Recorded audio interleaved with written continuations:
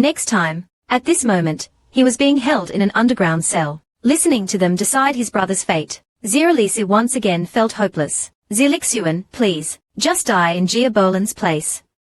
You're her older sister. Ziralisa's eyes began to twitch frantically, unsure whether it was from anger or disappointment. Her brother, Nikolaijuo, was hailed as the rose of the company, such a radiant person. Who would let their own sister die? The young girl couldn't understand. Brother, I've already atoned for Giabolin. Why do I still have to die for her? Giabolin is your sister, but I'm also your sister. The man simply clenched his fists upon hearing this. His expression turned grim, and his words became even more venomous. Ziralisi, didn't you say you could be reborn? No matter how many times you die, you can always go back to the past. Even if you die, you can be reborn. So Ziralisi, I beg you, just die for Giabolin. These cold words were like a sharp knife, piercing the young girl's heart into pieces. Why would such a handsome person say such cruel words? Didn't you not believe me? Didn't you mock me when I talked about being reborn? Were you just trying to get attention? But then why today? Her mind couldn't comprehend, her heart couldn't understand. Tears streamed down her face. The young girl had never expected her brother to ask her to free him from prison, even though he had done nothing wrong, just to take on a little bit of his sister's guilt. She just wanted a little bit of her brother's concern, a little bit of his care. But things often don't go as planned. Nothing changed after her brother left. She grabbed the prison bars, her true nature revealed. How can you be so selfish? Can't you sacrifice yourself, just once for your only sister? The desperate girl knelt down, once again begging Ziralisa to die in her place. Anyway, you can be reborn after you die. And death is only a momentary pain. You just have to endure it a little, can't you? Just die one more time. Although I don't know how you died before, after dying so many times, you should be used to it by now. This 11th time won't matter. Next time, I'll definitely make it up to you. Ziralisa finally understood. Clearly, we are blood-related siblings. Yet, you favor that unrelated adopted sister, Giabolin. Ziralisa had experienced despair 7 times. She had foolishly believed that she would eventually gain her family's love, but today, she knew she was wrong. No matter what she did, she was still less important than an outsider. From now on, I won't call you brother anymore. You've never treated me like a sister. You're just a disposable pawn. Next time, I'll make you all pay. With that, a captivating smile appeared on the young girl's lips. Thus, Ziralisa welcomed her 8th rebirth. After the young girl opened her eyes, she was greeted by a familiar scene. A runaway carriage was hurtling towards a pedestrian. Her brother, Leneduo, immediately rushed out, and once again pushed away his own sister. To protect the unrelated, adopted Giabolin, Ziralisa opened her eyes wide in shock, but her heart remained strangely calm. Didn't you promise to make it up to me next time? How laughable. Then, numerous thorns emerged from Ziralisa's injured back. The next moment, the monster's scream echoed. Her terrified brother stammered, his mouth agape with fear. Ziralisa, you can grow thorns. The young girl didn't bother explaining, simply saying, Leneduo, you're truly hopeless. Didn't you just throw me away? Even if you're a little worried, you should at least check on me first instead of saying that. You've failed me. Ziralisa then vanished from the scene. The young girl now seemed like a spirit of spring. With every step she took, flowers bloomed beneath her feet. This was not some random power. In this country, there existed 4 great families. These 4 families each represented a season, and possessed unique magical abilities. But with the passage of time, these powers weakened. Now, only one person in each generation could inherit the ability. Ziralisa's family, the Inuor Yaden family, was no exception. Everyone believed that Leneduo would inherit the power of spring. But now, the situation had completely changed. Looking at her bewildered brother, Ziralisa made up her mind. Leneduo, you will never inherit this power unless I die. Meanwhile, Leneduo was still fussing over his adopted sister. His eyes were filled with concern for Giabolin. Just then, the door opened. Their father walked in. He was the current head of the Inuor Yaden family, and Ziralisa's biological father. But he was a scoundrel. The man paid no attention to Ziralisa's injuries, and immediately embraced his beloved Giabolin. Then, Leneduo told his father about Ziralisa pushing him out of the way. The man was furious when he heard this. What? Do you know that only one person in each generation can possess the ability, and that person must be you? Don't overthink it, and don't tell anyone else. I'll ask Ziralisa about this tomorrow morning. With that, the man left the room. The next morning arrived quickly. While the servants were preparing breakfast, Ziralisa suddenly appeared in the dining room. A nearby servant exclaimed in shock, "Miss, why are you here?" Ziralisa was also puzzled, but after seeing that there were only 3 sets of tableware, she immediately understood. There were no utensils for her. But Ziralisa remained unfazed. She pulled out a chair, sat down, and picked up a knife and fork. The servant watched in a cold sweat. "Miss, that's the master's meal. I'll bring yours to your room." Before she could finish, Ziralisa had already stabbed a piece of steak and declared domineeringly, "I'm eating here." Yesterday, the young girl had resolved to awaken her powers. Her path to revenge was about to begin. Ziralisa looked at the sumptuous breakfast, and began to devour it heartily, ignoring the servant's stunned gazes. "How long has it been since I've had a decent meal?" the young girl thought to herself, savoring the aroma of the food. She slammed her fork onto the table, her voice laced with authority. "From now on, stop giving me leftovers. Don't think I don't know what you're doing. From now on, prepare delicious meals like this for me as well." With that, Ziralisa left the dining room. As soon as she stepped out, she ran into her father and brother. They were discussing what kind of cake Diabolin liked. Leonardo glared at Ziralisa and asked, "What are you doing in the dining room?" Internally, Ziralisa was exasperated. "I sent the dining room for eating." Ziralisa ignored her brother's question and walked away. Leonardo called after her, "Ziralisa. Ziralisa. Stop. I said stop." The young girl reluctantly turned around and said impatiently, "What? If you have something to say it quickly. We both don't want to see each other. It's a waste of time." With that, the young girl walked away, leaving the 2 men behind. Watching Ziralisa's indifferent back, the man was fuming. After comforting Diabolin, the 2 decided to have breakfast, but when they arrived at the dining room, only scraps remained on the table. The man roared furiously at a maid, "What's going on here?" The maid trembled, too afraid to speak. The man immediately understood what had happened. His precious Diabolin had been wronged by Ziralisa. He bellowed, "Bring Ziralisa to me immediately." Then stormed off. Meanwhile, our heroine, Ziralisa, was sitting on her bed after her satisfying meal. She heard hurried footsteps approaching from outside. Ziralisa knew her personal maid, May, was about to make her appearance. This insolent girl had always disrespected Ziralisa. She treated her master with disdain. Today, May's attitude was as arrogant as ever, but Ziralisa gave her a chilling glare, and said coldly, "Prepare some water for me to wash my face." May was startled. "Why you're talking to me?" Ziralisa sighed. "Who else would I be talking to?" The maid was clearly taken aback by Ziralisa's change in demeanor, but still went to prepare the water. However, May was obviously still resentful. She deliberately placed the basin heavily on the floor, splashing some of the water onto Ziralisa's legs. She muttered under her breath, "I even brought you a towel, happy now. Honestly, for this kind of job." These words didn't escape Ziralisa's ears. The young girl narrowed her eyes. Under May's shocked gaze, Ziralisa splashed the entire basin of water onto her, as if to announce to the world, "I am no longer that meek young girl." Ziralisa showed no mercy to the maid who had bullied her in the past. She poured the remaining water onto May. "Can't you even fetch water properly? As a maid, you dare use cold water for your master's face wash? If word of this gets out, even if I want to dismiss you, no one would dare object. If you're fired for this kind of incompetence, do you think any other noble family would hire you? Now go and get some warm water, or I'll cut off your hands." May was petrified by Ziralisa's threat. Tears welled up in the young maid's eyes. She quickly apologized to Ziralisa. "I'm sorry, miss, I'll go and get it right away." Soon, May brought a basin of steaming hot water. Ziralisa dipped a towel into the hot water, and savored the momentary warmth. Then, Ziralisa opened her wardrobe. It was filled with dull, plain clothes. Because, until now, all the beautiful clothes belonged to Diabolin. The young girl pulled all the clothes aside and said to May, "I don't like these clothes. Clear everything out." With that, numerous thorns materialized around Ziralisa. The young girl lightly flicked her wrist, and the thorns shot out, shredding the clothes. She then turned and left. Heavens, could that rumor be true? May pondered the rumors surrounding Ziralisa. A sudden knock interrupted her thoughts. Several servants barged in. "Miss Ziralisa, the master wants to see you." Ziralisa simply sat down in a chair and replied calmly, "If he wants to see me, let him come here himself. If he has something to say, let him come to me. These words stunned the servants. The servants were shocked.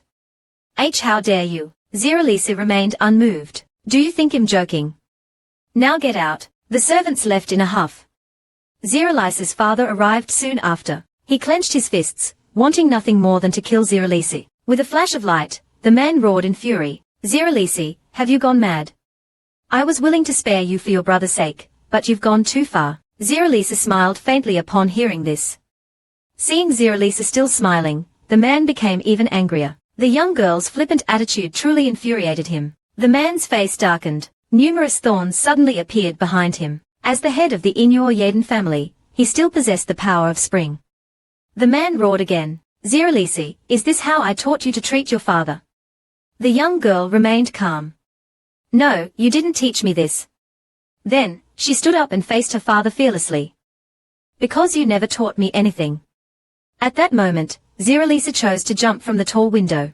In response to her father's accusations, the young girl retorted, I've never experienced parental or brotherly love in my life, so that's why I'm so ill-mannered. Death was preferable to this torment. If you haven't fulfilled your duties as a father, don't expect me to respect your authority. Ziralisa's father was speechless. Instead, he questioned her, are you so confident because you've awakened the power of thorns in the garden? Don't be ridiculous, foolish child. Your hair isn't pure enough. How could you have awakened it? So stop spouting nonsense. Don't think you've become someone important. Ziralisa immediately retorted, why should I listen to you? Even if I'm rebellious, what can you do to me? Lock me in my room. Beat me in the name of discipline. Or disown me forever. Ziralisa had already walked to the window. Everything she had just said was based on her experiences in her previous 7 lives. The morning light shone on Ziralisa, making her look extraordinarily beautiful and captivating. Guess what will happen if I jump from here? If I've awakened my power, I'll live. If not, I'll die. Her father naturally knew the outcome. The man's body tensed, but he didn't try to stop her. Ziralisa wasn't surprised by this, but she felt a pang of disappointment. She jumped without hesitation. It took a while for the man to react. He rushed to the window and looked down. The beautiful young girl landed in a field of blooming flowers. A single rose fell from the sky. The young girl's heart remained empty. Ziralisa's father and mother had once been deeply in love, but after Ziralisa was born, her mother passed away. Her father could never forgive his daughter. The entire family seemed to be plunged into an icy abyss. 5 years later, her father remarried a widow. This woman bore a striking resemblance to Ziralisa's deceased mother. She also had a blonde daughter, Giabelin. Everyone in the family adored Giabelin, while Ziralisa was ostracized. She didn't even dare approach her father, because every time she did, it would trigger his rage. It was as if she were an unwanted child. Ziralisa knew deep down that Giabelin's arrival had replaced her in her father's heart.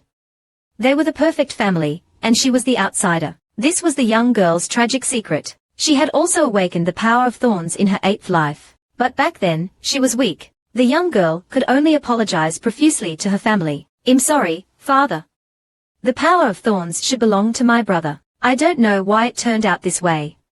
There must be some mistake, but her father was enraged. Before Ziralisa could finish, he hurled a vase at her and snarled, "You're so stupid.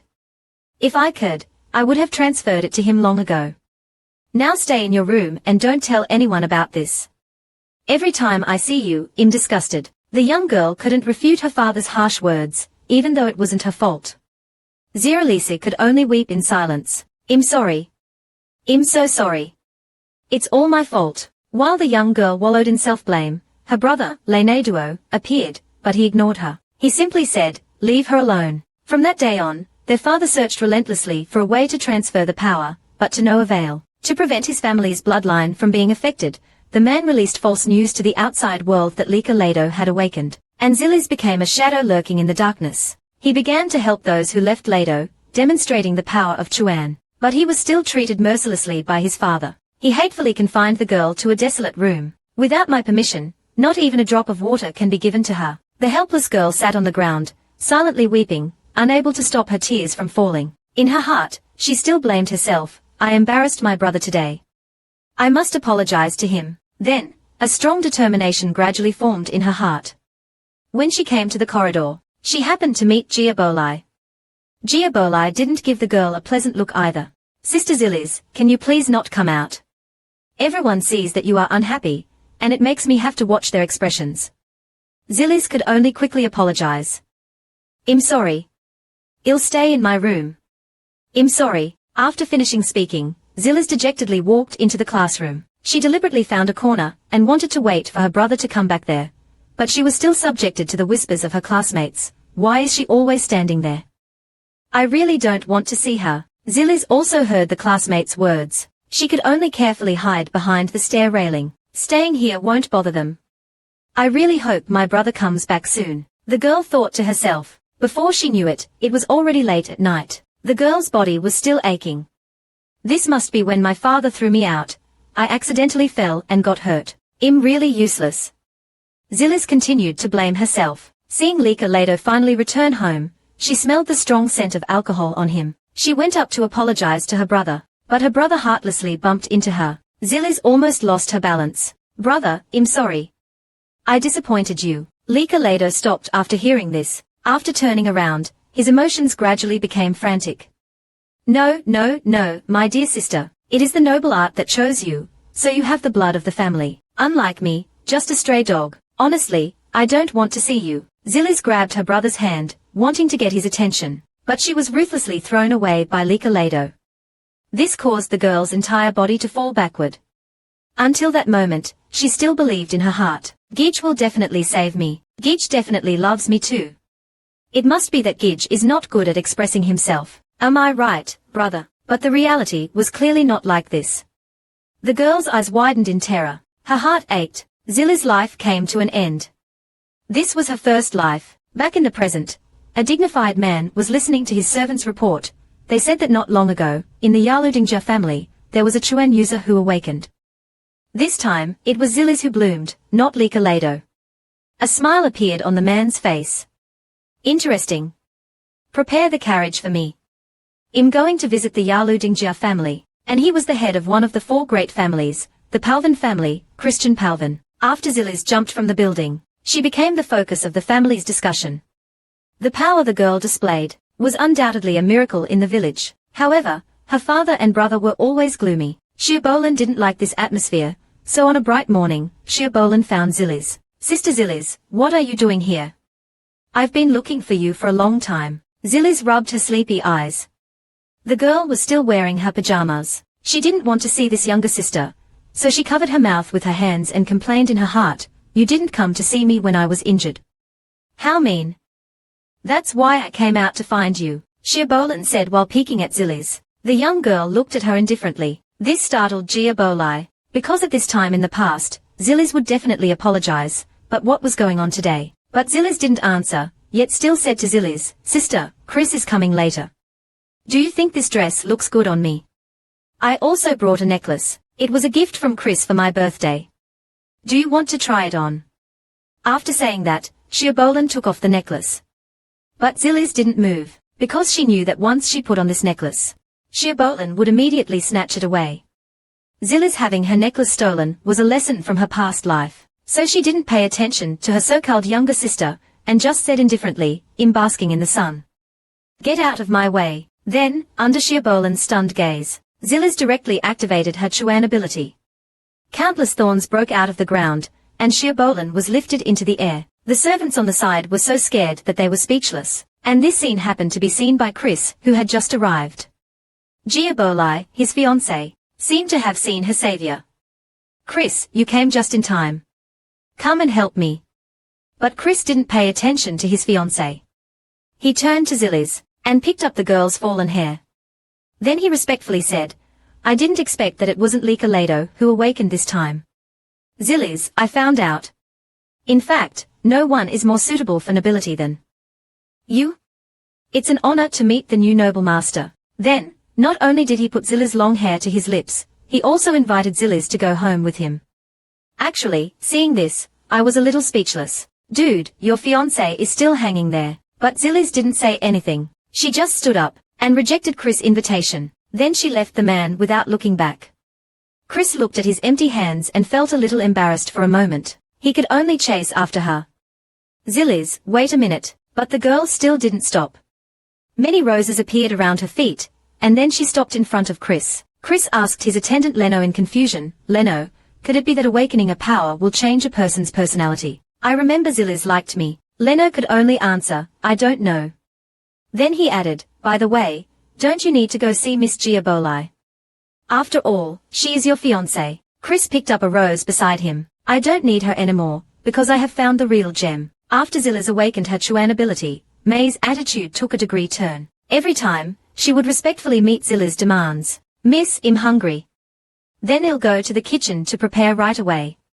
May immediately ran to the kitchen. As soon as she opened the door, she ran into Licolado. The man's face was full of anger. He directly bumped into May and then began to roar, "Zillis, I heard you attacked Giaboli." Licolado wanted to continue venting his anger, but he found that Zillis was still indifferent. The scene of Zillis jumping from the building appeared before his eyes again.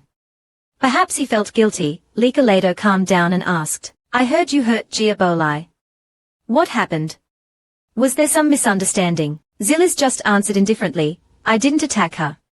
She was too annoying, so I just made her go away." Licolado couldn't stand it after hearing this. There were so many people present, and you still dare to deny it. Giabolin was almost scared to death by you. Zillis finally made a sound. "What did you say?"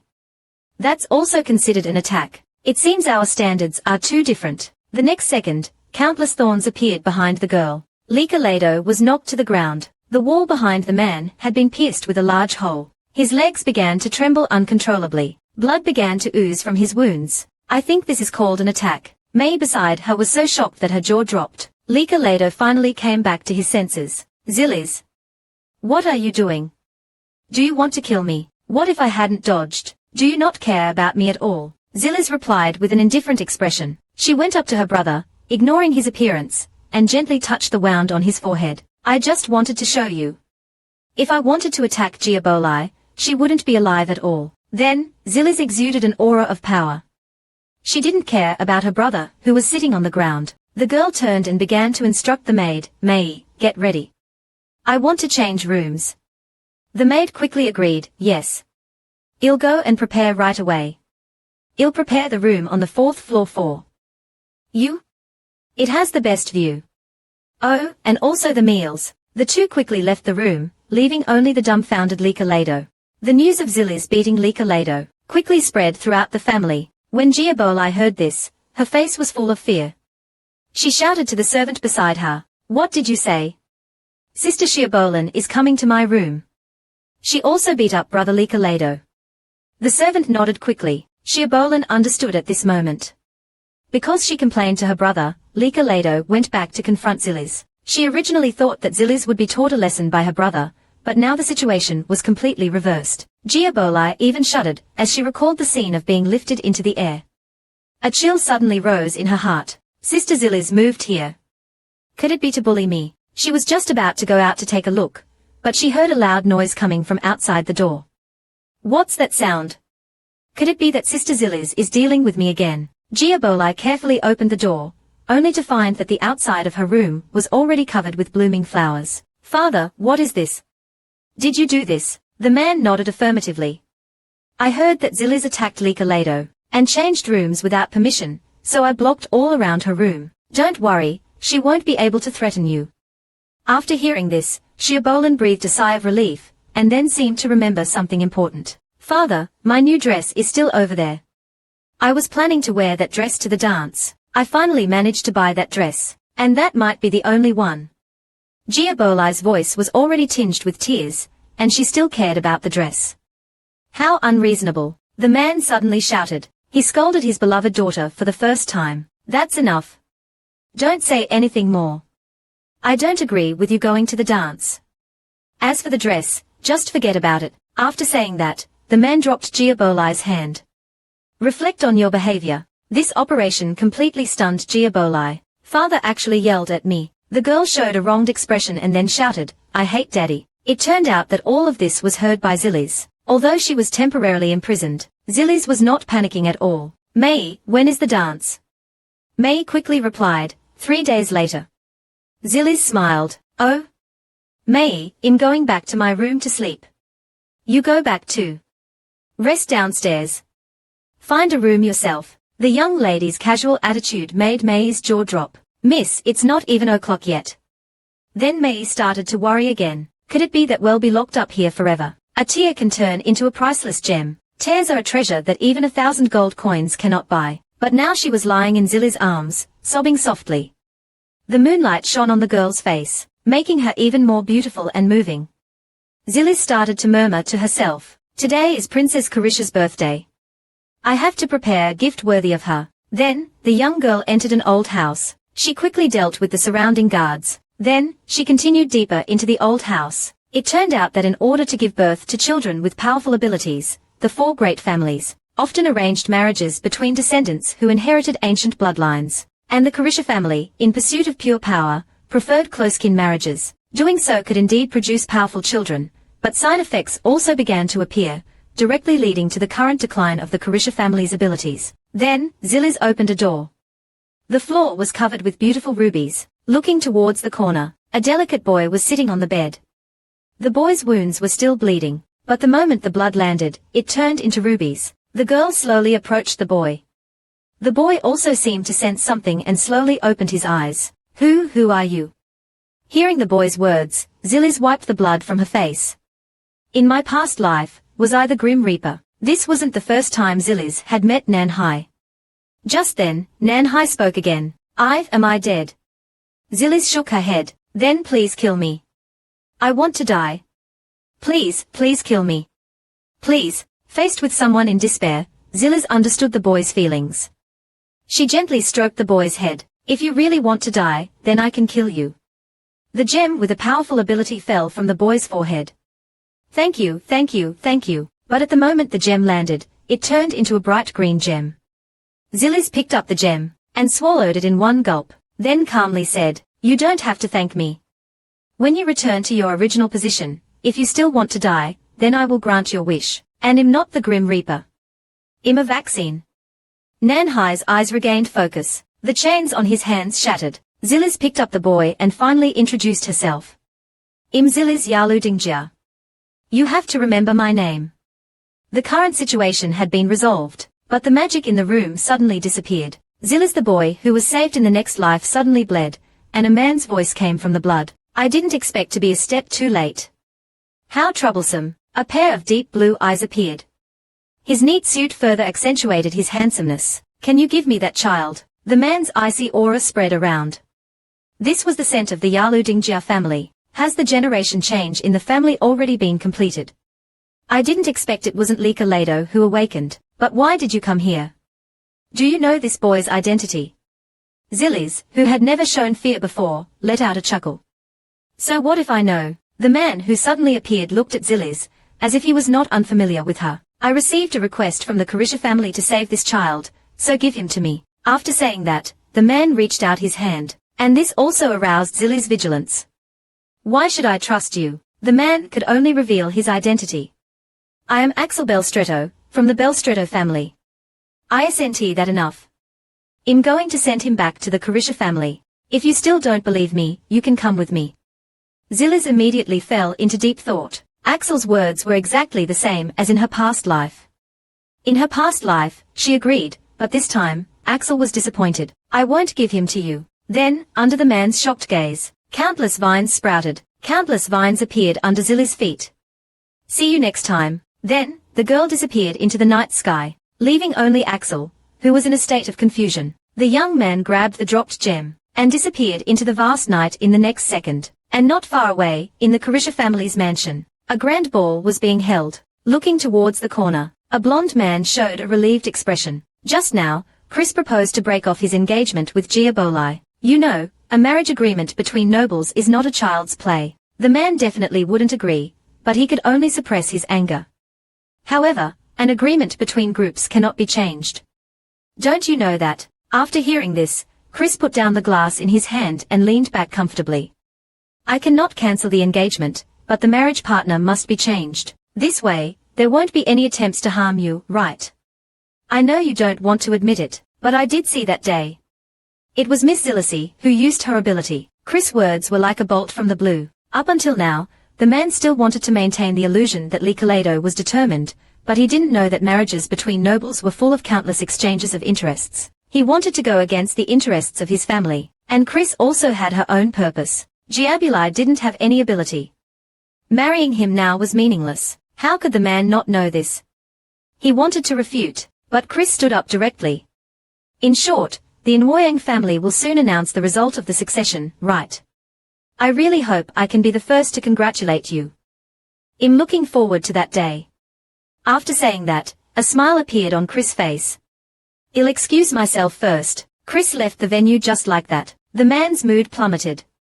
He unconsciously started to gnash his teeth, seeming to be plotting something vicious. I must find a way to transfer Zillis's ability to Likelado. The beautiful girl in front of him was the princess of the Kalagia family. Her name was Wayalata, and today was the girl's birthday. A grand birthday ball was held for her. Chris had just left Zillis's father. He walked up to Wayalata, gently took the girl's hand, and offered his sincere wishes. Happy birthday, Wayalata. Wayalata was very happy to attend today's ball. The girl immediately expressed her gratitude. Thank you, Chris. But why didn't your fiancé, Giabuli, come? Chris just replied indifferently, he didn't come. Then he turned and asked. Why didn't Akekshin come? You two have such a good relationship. I thought he would definitely come. Wayalata's face showed a slight blush. I asked Akekshin to prepare an important gift. He's very reliable. Even if my request is excessive, he'll be willing to help. Chris also showed curiosity. After seeing someone dancing nearby, he seemed to suddenly remember something. By the way, Wayalata, your first dance must be with your dance partner. Can you dance the second dance with me? Just as Chris extended the invitation, another man's voice came from the entrance. No, because she's already promised to dance with me. Then, an equally handsome man walked out. His name was Taizuo, and he was Wayalata's cousin. Happy birthday, my dear sister. Taizuo also expressed deep affection. But Wayalata immediately withdrew her hand. The atmosphere between the two was a bit subtle. Even Chris noticed the strangeness. A commotion happened at this moment. Many rose petals suddenly appeared in the hall. A girl, holding a boy, slowly landed amidst everyone's shocked gazes. The boy apparently hadn't reacted yet, but as the blood dripped from the boy, a ruby the size of a bean rolled to Wayalata's feet. She instinctively covered her mouth. That child, could it be? Then, Zillis finally spoke. Wayalata, this is my birthday gift to you, the lost heir of your Kalagia family. Now I return him to you. This time, be sure to protect him well. After saying that, Zillis turned into countless rose petals. Wayalata sat down on the ground, or rather, she was overwhelmed with emotion. It turned out that Wayalata once had a younger brother, but he was expelled from the family because of some disgraceful matters. The blonde boy in front of her was her younger brother's son, and with Zillis's appearance, people in the hall began to discuss. Many recognized that it was the ability of the Nwoyang family. Doesn't the Nwoyang family belong to Likelado? Just when everyone was puzzled, Akekshin finally arrived. He hadn't noticed Zillis's presence due to the commotion around him. After seeing Zillis's father, Akekshin bowed to the man, head of the Nwoyang family. On behalf of the Bayajit family, I present my congratulations. This sentence was like a bombshell. It directly confirmed everyone's guess.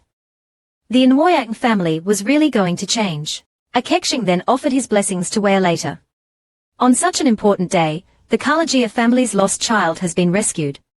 As one of the 4 great families that inherit ancient blood, I am truly happy for you. As soon as Akekshin finished speaking, the crowd in the hall erupted again. Because the Kalagia family's ability had been lost for a long time, both Zillis's appearance and the little boy's return meant that everything would have a new beginning. After Zillis disappeared from the 4 families' ball, she quickly returned home. The girl was quietly eating steak, but a furious voice suddenly erupted beside her. Zillis, you ruined the ball, and now you dare to sit here and eat so calmly. Explain yourself. The man's fist slammed heavily on the table. Why did you appear there? Why did you do that at the gathering of the 4 great families? Zillis remained indifferent, swirling the wine glass on the table. She only felt that the man in front of her was extremely annoying. The girl sighed. You saw it too. I just gave Miss Wayalata a gift. Can't I express my feelings on a friend's birthday? I didn't do anything excessive. The girl's nonchalant attitude completely enraged her father. It seems you don't understand at all. Then I'll teach you a lesson. After saying that, the man launched an attack on Zilisi. Several green vines flew towards the girl. Zilisi didn't dodge. Countless flower shadows floated around her. Under the man's shocked gaze, Zilisi suppressed his ability, and was absorbing his power. Lee Kaleido, after hearing the commotion, also rushed over. The scene before him shocked them, but a triumphant smile appeared on Zilisi's lips. It turned out that when she rescued the little boy earlier, he swallowed a small glass ball. It was actually a relic condensed from the tears of the Kalagia family. It could slightly increase one's ability. Swallowing the relic could activate its true effect. That was, after inheriting the heir's relic, one could absorb others' abilities for a period of time. In order to maintain the peace of the four great families, the Kalagia family had been hiding the truth. But Zilisi, who had lived 7 lifetimes, had already known everything. But Zilisi's father didn't know the truth. What's going on? Why is my power being absorbed by Zilisi? What did you do to me? The man could only roar helplessly. Zilisi, on the other hand, gracefully swirled the wine in her glass, and slowly walked towards him. I didn't do anything. Do you know? Although the head of the family now directly designates the successor, and receives the family's insignia, in the past, the strongest person in the family would automatically manifest the insignia, just like a Keqing now. Do you remember, my dear father? As she spoke, the gemstone on the girl's collarbone emitted a golden light. This was the light released by the head's insignia. But what Zilisi said next was truly shocking. Father, everything in this family is worthless, but the position of head is still very useful. Since I've already obtained it, I intend to keep it for life. So you'd better not do anything, because I am the true head of the Nwoyang family. At this moment, Lee Kaleido also spoke, his voice full of panic. Zilisi, what did you do to father? Are you crazy? Apologize to father quickly, or I won't let you off. This kind of threat seemed so pale and powerless in Zilisi's eyes. She walked towards her brother. Even if you don't let me off, what can you do? From now on, everyone must obey my orders. Those who are unwilling can leave here. I just don't know if you have the courage to leave. After saying that, Zilisi walked out of the room. Looking at her father and brother's dumbfounded appearance, Giabulai was truly scared. Dad and brother actually gave up just like that. Sister Zilisi will be the head of the family from now on. What should we do in the future? Zilisi, reborn, successfully took the position of head of the family. Although she had stepped on her father, the girl didn't feel any joy. Because in her 7th life, Zilisi had killed everyone. The girl looked at her reflection in the mirror, lost in thought. A Keqing's face involuntarily appeared in her mind. What do I really want? While the girl was lost in thought, a Keqing was also having a hard time. He had been frequently awakened by nightmares recently. In his dreams, there was a woman covered in fresh blood. This familiar feeling was like his own biological mother. A Keqing was distracted by this matter. He took a deep breath and began to inquire about his assistant's work. Clayman, how is the tracking of the relics that the Kalagia family lost going? We must find them all. Clayman immediately nodded in agreement, but he also noticed a Keqing's pale face. Surely, have you been staying up late recently? The boy didn't hide anything. I haven't been sleeping well lately, because I keep dreaming of a ghostly woman. And, you know what?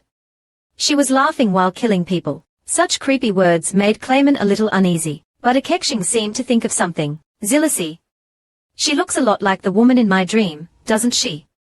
In fact, there was no need to say more. It was Zilisi, just her memories from a previous life. But how could a Keqing dream of such a thing? Things became even more confusing. Looking at Zilisi, she had also made an important decision.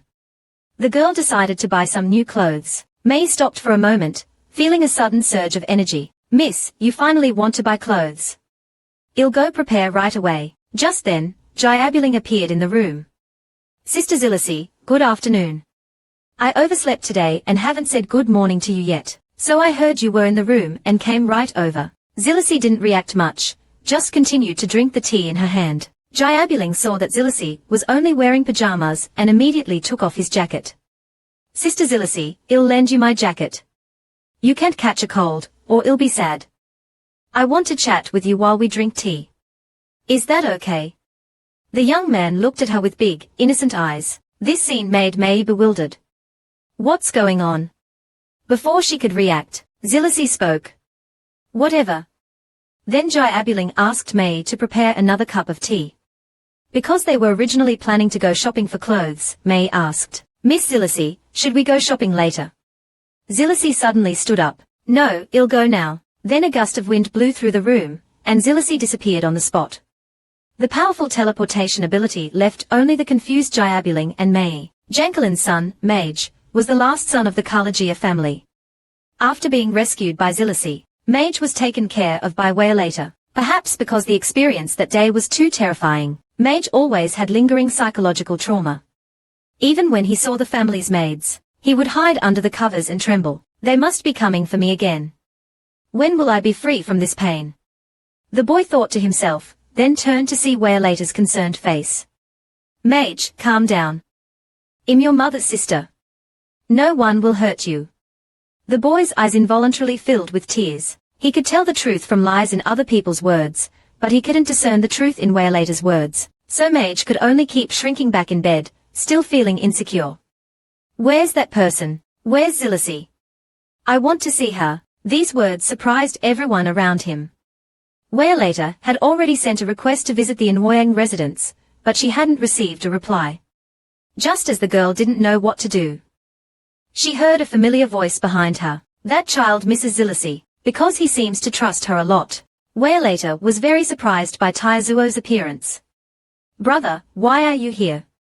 Taizuo replied calmly, I just heard that Mage woke up, so I came to see him. After finishing his words, Taizuo rushed into the room. Looking at the still trembling Mage, the man said gently, let's go find Zilisi now. Mage looked at the man in front of him. His pupils flickered. He still couldn't tell whether the man's words were true or false. Waylater also entered the room. Taizuo, there's no need. The man began to interrupt her forcefully. Waylater, think about what's most important now. This child is so uneasy now. We must find a way to comfort him. Going directly to the Anwoyang residence is the fastest way. If Miss Zilisi comes home late, she might not be able to come today. Waylater actually agreed with Taizuo's idea, but she didn't know what Taizuo was really thinking. Because both of them had the truth's eye, they couldn't see through each other's thoughts. Truth's eye was a unique skill of the Kalajia family, which could distinguish whether others were telling the truth or lies. The girl lowered her head silently. What's the use of having such an ability? I still can't see through the person I want to see through the most. Waylater and Taizuo were still arguing. The girl grabbed her skirt and made a final concession. Akexing, go call him over. Hearing this, Taizuo showed visible disappointment. You always think of him first. Waylater didn't care. That's better than your insincere concern. Akexing is more reliable. Taizuo didn't say anything more. Whatever you say. It seemed that the two of them had a history within the Kalajia family. Waylater's ears perked up slightly when she heard that Akexing was being called. She was obviously a little unhappy. Seeing their serious expressions, he immediately guessed that something had happened. Waylater spoke first. I want to take Mage to the Anwoyang residence. Do you want to come with us? Akexing readily agreed to Waylater's request. Akexing turned to look at Mage on the bed. Did you hear that? We're taking you somewhere. The Zilisi you want to see is there. We are all strangers to you. You must be scared. But I swear on my life, Akexing Bayajit, as long as I am here, no matter what danger we encounter, I will protect you. The man's sincere attitude made Mage let down his guard. The next second, under everyone's watchful eyes, Akexing held Mage in his arms, informed the Anwoyang family. We're coming over. Meanwhile, several noble ladies were having tea together. The beautiful young lady in front was named Kadili. Her family, the Mingtana family, was a subordinate family of the Kalajia family, and gatherings between girls were naturally full of gossip. One of the blonde girls spoke first. Have you heard about the Anwoyang family? I didn't expect Miss Zilisi to become the next heir.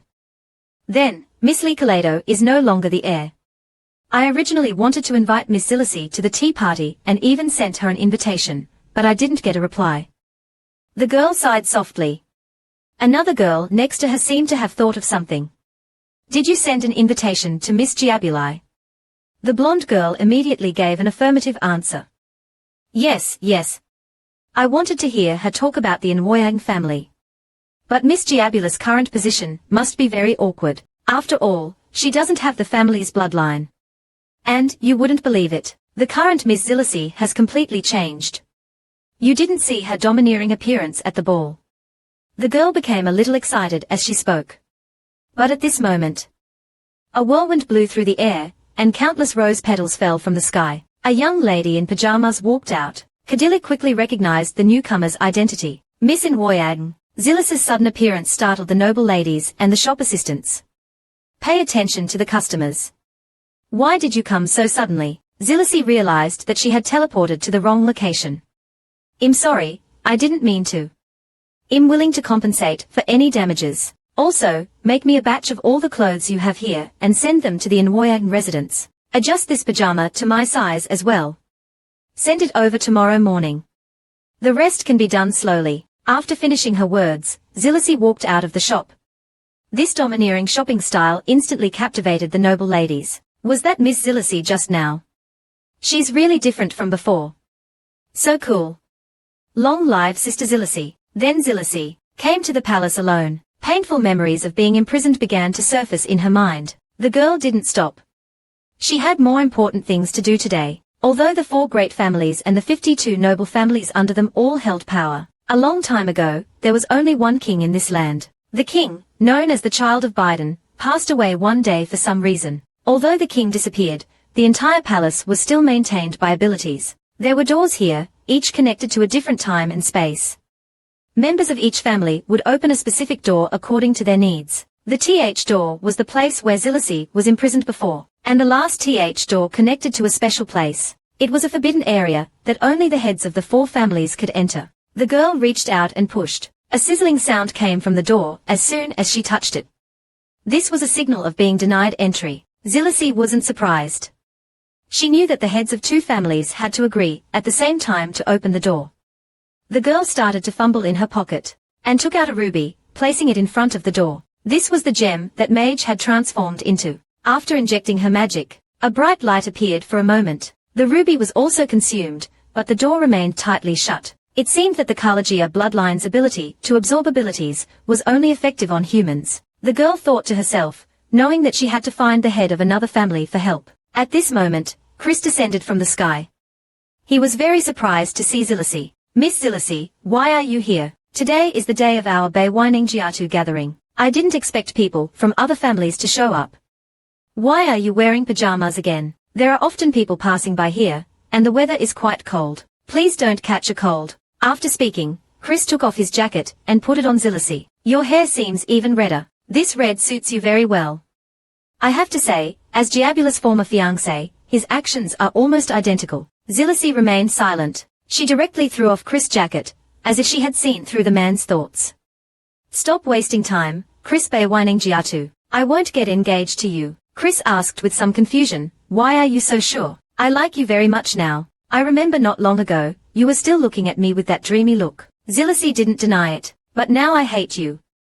Maybe I did have that kind of thought before, but everything is just a fleeting dream after all. Meng Kao should be awake now. Goodbye, K.E. Lisi. In the next second, the girl turned into slowly peeling ceiling panels, leaving behind a lonely white shirt on the floor. Lisi had already seen the man's true face, and it was destined to be another sad memory. But his wife kept being reborn, but she would always find the family's betrayal. Even more tragic was the first trial mentioned above. It was being pushed down the stairs by her own brother. Just as Lisi opened his eyes, he found himself in a garden. This was his first rebirth, and he couldn't tell if it was a dream or reality. I clearly fell down the stairs and died. Then what am I now? As the young man's mind was in turmoil, Lisi appeared. This man with silver hair is a technician from the Dongji clan, the Pa Aweinong family. Lisi knew Lisi very well. Lisi, why are you alone here again? They are really too much. If they can't even accompany you, what kind of family are they?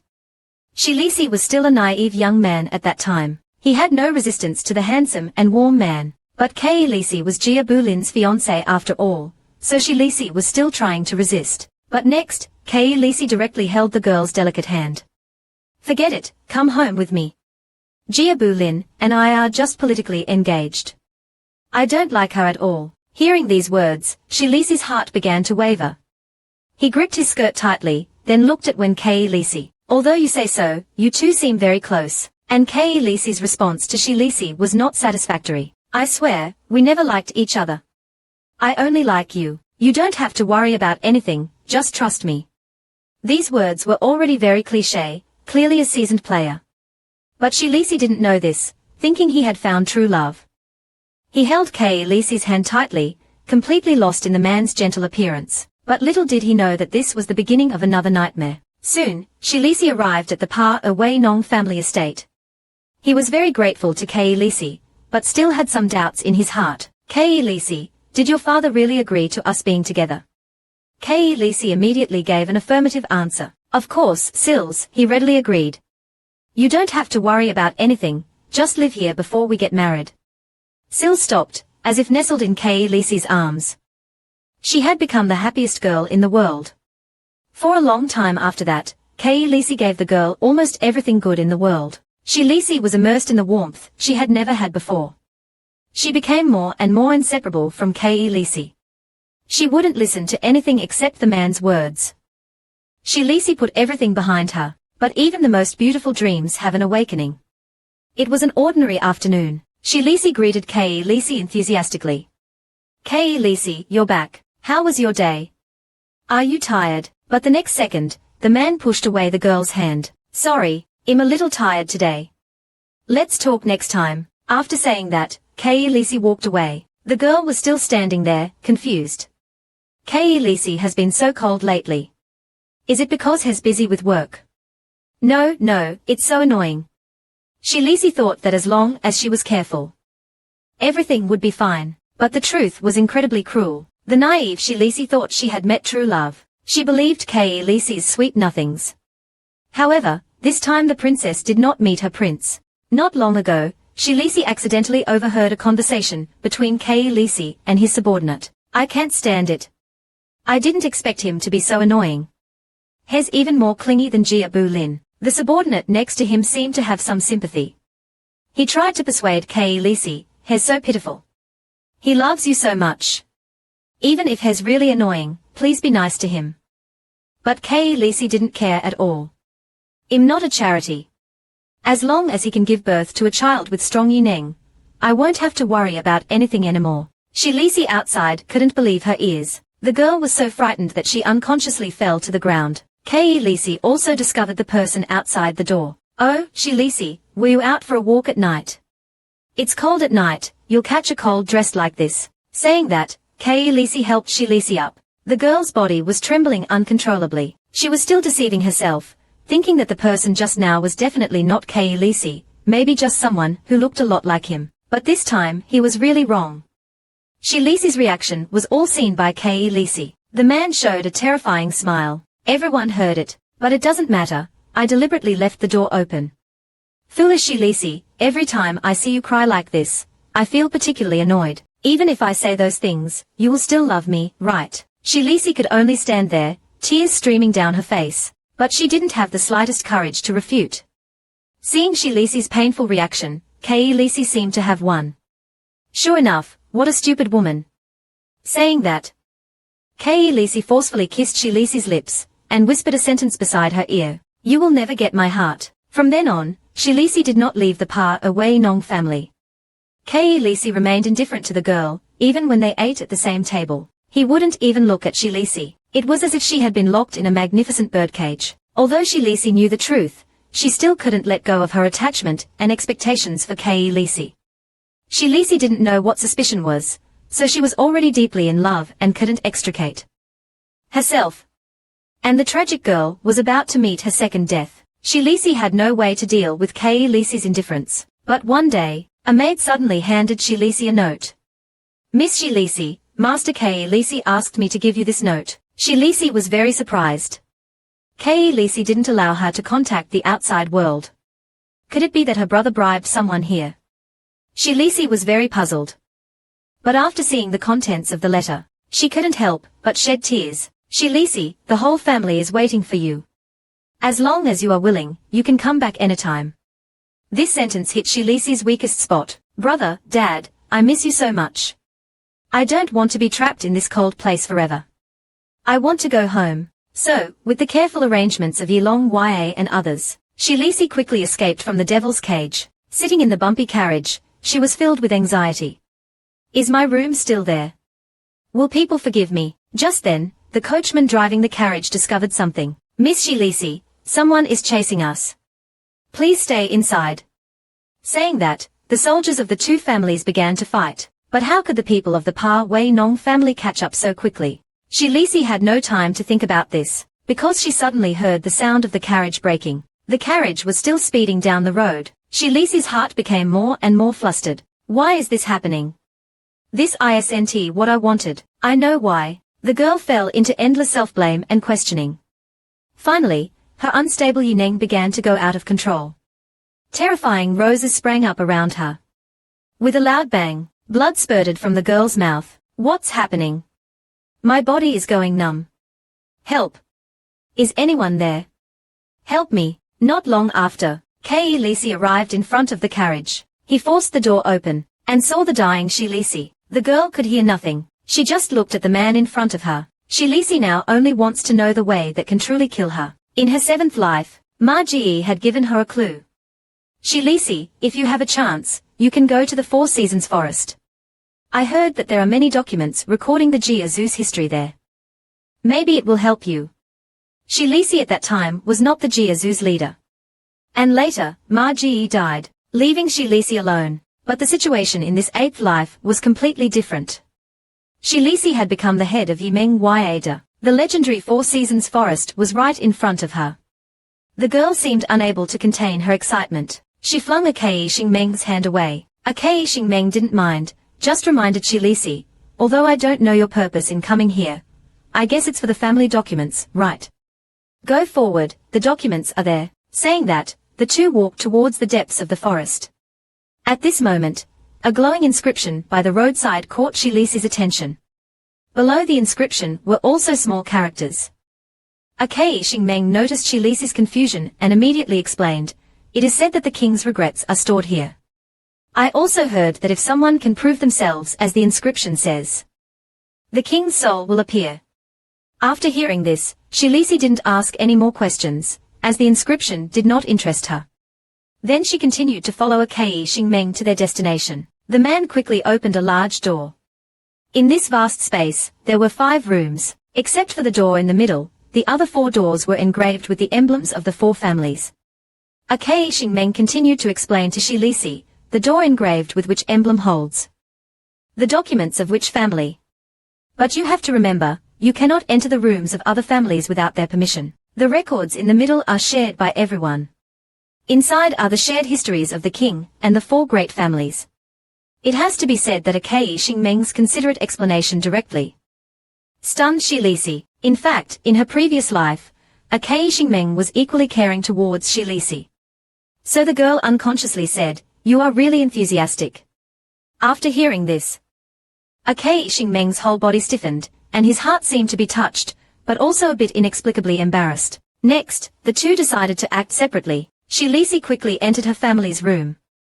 She translated several relatively strange books, but didn't find any useful clues. It seems there will be no results in a short time. Let's stop here for today. Hillis, having found nothing, left the room. But when she came out, she didn't see a Kei Xingmeng. Hillis' heart suddenly stirred.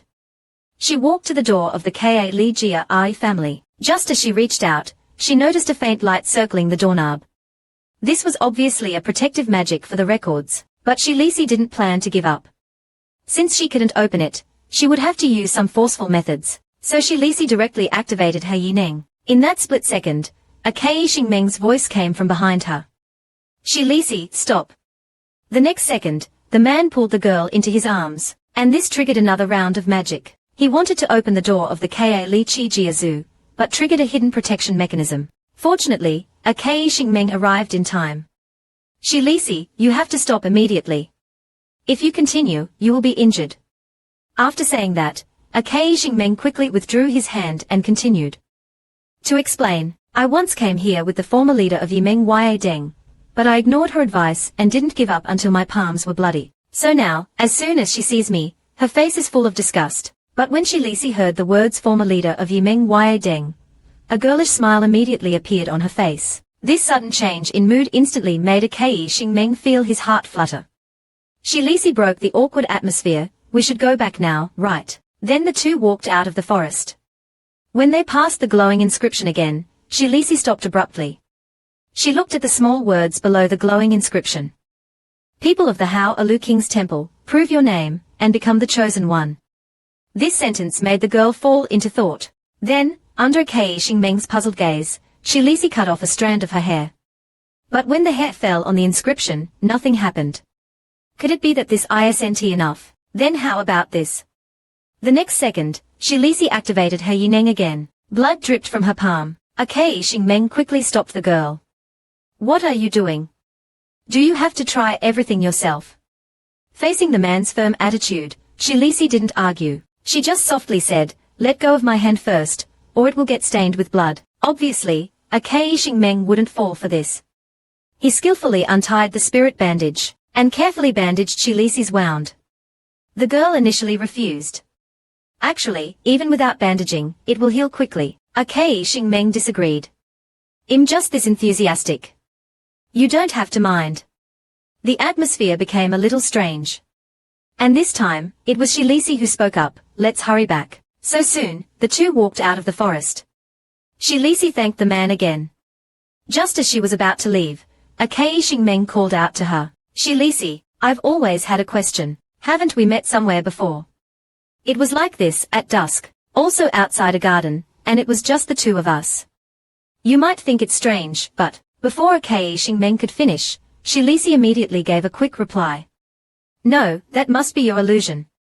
Although Hillis acted indifferent, her heart was already extremely flustered. Even her clenched fist was already bleeding. Thank you very much this time. Goodbye. The next second, the girl disappeared in a flash, leaving behind the bewildered Kei Xingmeng. Hillis quickly returned home. She was still thinking about what had just happened. Could it be that Kei Xingmeng really had memories of his past life? If it's true, then in this life, it's better not to see him again. Just as the girl was thinking, Mai Yishi happened to walk over. He saw Hillis' injured hand and turned to get the medicine box, and Hillis, looking at her blood-stained palm, seemed to be reminded of a painful memory. This was the story of her third life, Hillis' memory of her third life. At that time, the girl's bastard father finally found a way to transfer yineng. Looking at the transparent red pills, Hillis didn't understand at first. Father, what is this? The man said coldly, this is the medicine you will take every day from now on. You absolutely cannot forget, because this is the only way to transfer your yineng to Li Ka Lei Duo. Looking at these so-called Ling Yao, Hillis felt something was wrong, but she couldn't resist her father's will. From that day on, the girl began to take them secretly every day. It seemed to have worked. Hillis felt her power slowly weakening, but slowly, her body became weaker and weaker, but her father didn't care about this at all. Damn Hillis. Why hasn't your power disappeared yet? Have you really been taking it every day? Why is there still no change? I can't wait any longer, eat it quickly. Tomorrow, I'll bring a new batch over. Saying that, the man grabbed a handful of red pills and forcibly stuffed them into Hillis' mouth. Hillis couldn't believe her ears. Her hands were trembling. Blood, this is blood. Dad, I'm scared. Is this method really useful? But the man didn't care about Hillis' reaction at all. Nonsense. Would I harm you with poison? Just eat it when I tell you to eat it. In the days that followed, Hillis ultimately couldn't escape her fate. These so-called Ling Yao were actually pills made from the blood of the Ka Li Chi Yajiazu people. In the end, the girl couldn't withstand the powerful medicinal effects. On a cold winter morning, the girl died alone. Back to the present. After Hillis returned from the Four Seasons forest, changes also took place in the Pa Wei Nong family where Kei Lisi was. Kei Lisi's father, the current head of the family, Get Yi, began to yell at Kei Lisi. He threw a piece of paper angrily. Kei Lisi. Look at this yourself. You fool, I thought your relationship with them was so good. Now that Hillis is actually the leader. Why did we choose Jiabu Lin, that woman of unknown origin, in the first place? If we had chosen Hillis, we could have gotten everything long ago. Looking at his furious father, Kei Lisi wasn't afraid at all. He waved his hand gently. Lord, wasn't it you who asked me to get engaged to Jiabu Lin in the first place? And if I just have a child with anyone, I'm afraid it'll only produce defective goods like you. Hillis's words were very harsh. The man's eyes were filled with rage. He picked up a cup from the table, and then the sound of breaking glass was heard, but the cup was only thrown on the ground. Hillis continued, "Why are you so angry? What if you fall down when you're old? My future child will be perfect, you don't have to worry." After saying that, Hillis turned and walked out of the room. Then, a heroic expression appeared on his face. As the saying goes, when one is rich, distant relatives come. When one is poor, even close neighbors avoid them. And Hillis was facing such a predicament. The girl used to be a weak noble lady. At that time, all the maids would bully her, but ever since the news of Hillis becoming the head of the family spread, distant relatives came knocking on her door. That day, the butler reported to the girl, "Miss Hillis, people from the Pang family have arrived." Hillis immediately put down the cake in her hand. "I thought the elders would come first. They are really fast, just a bunch of eager dogs. Send them away." After giving the order, the butler went out, but obviously, the Pang family wouldn't give up so easily. Soon, a group of people barged in. One of the aunts directly pushed open the door, and showered Hillis with flattery. "Hillis, so you're here. We've been looking for you for so long. How are you doing recently? Your hair looks so radiant. The butler just tried to send us away. You must teach him a good lesson. You've become the head of the family, you should have notified us first, so we could come over and congratulate you immediately. We knew you would become the head of the family. Unlike that good for nothing who ran away." Seeing this, Hillis couldn't stand the flattery. She didn't want to deal with these flatterers at all, but at that moment, a male servant walked in. "Master, someone from the Lamo family has arrived. He says he wants to discuss the regular meeting with you." Upon hearing this news, Hillis stopped. Lamo was a top-tier subsidiary family of Yimo Ya Dang. They didn't know that she had become the leader yet, so he should be looking for her father.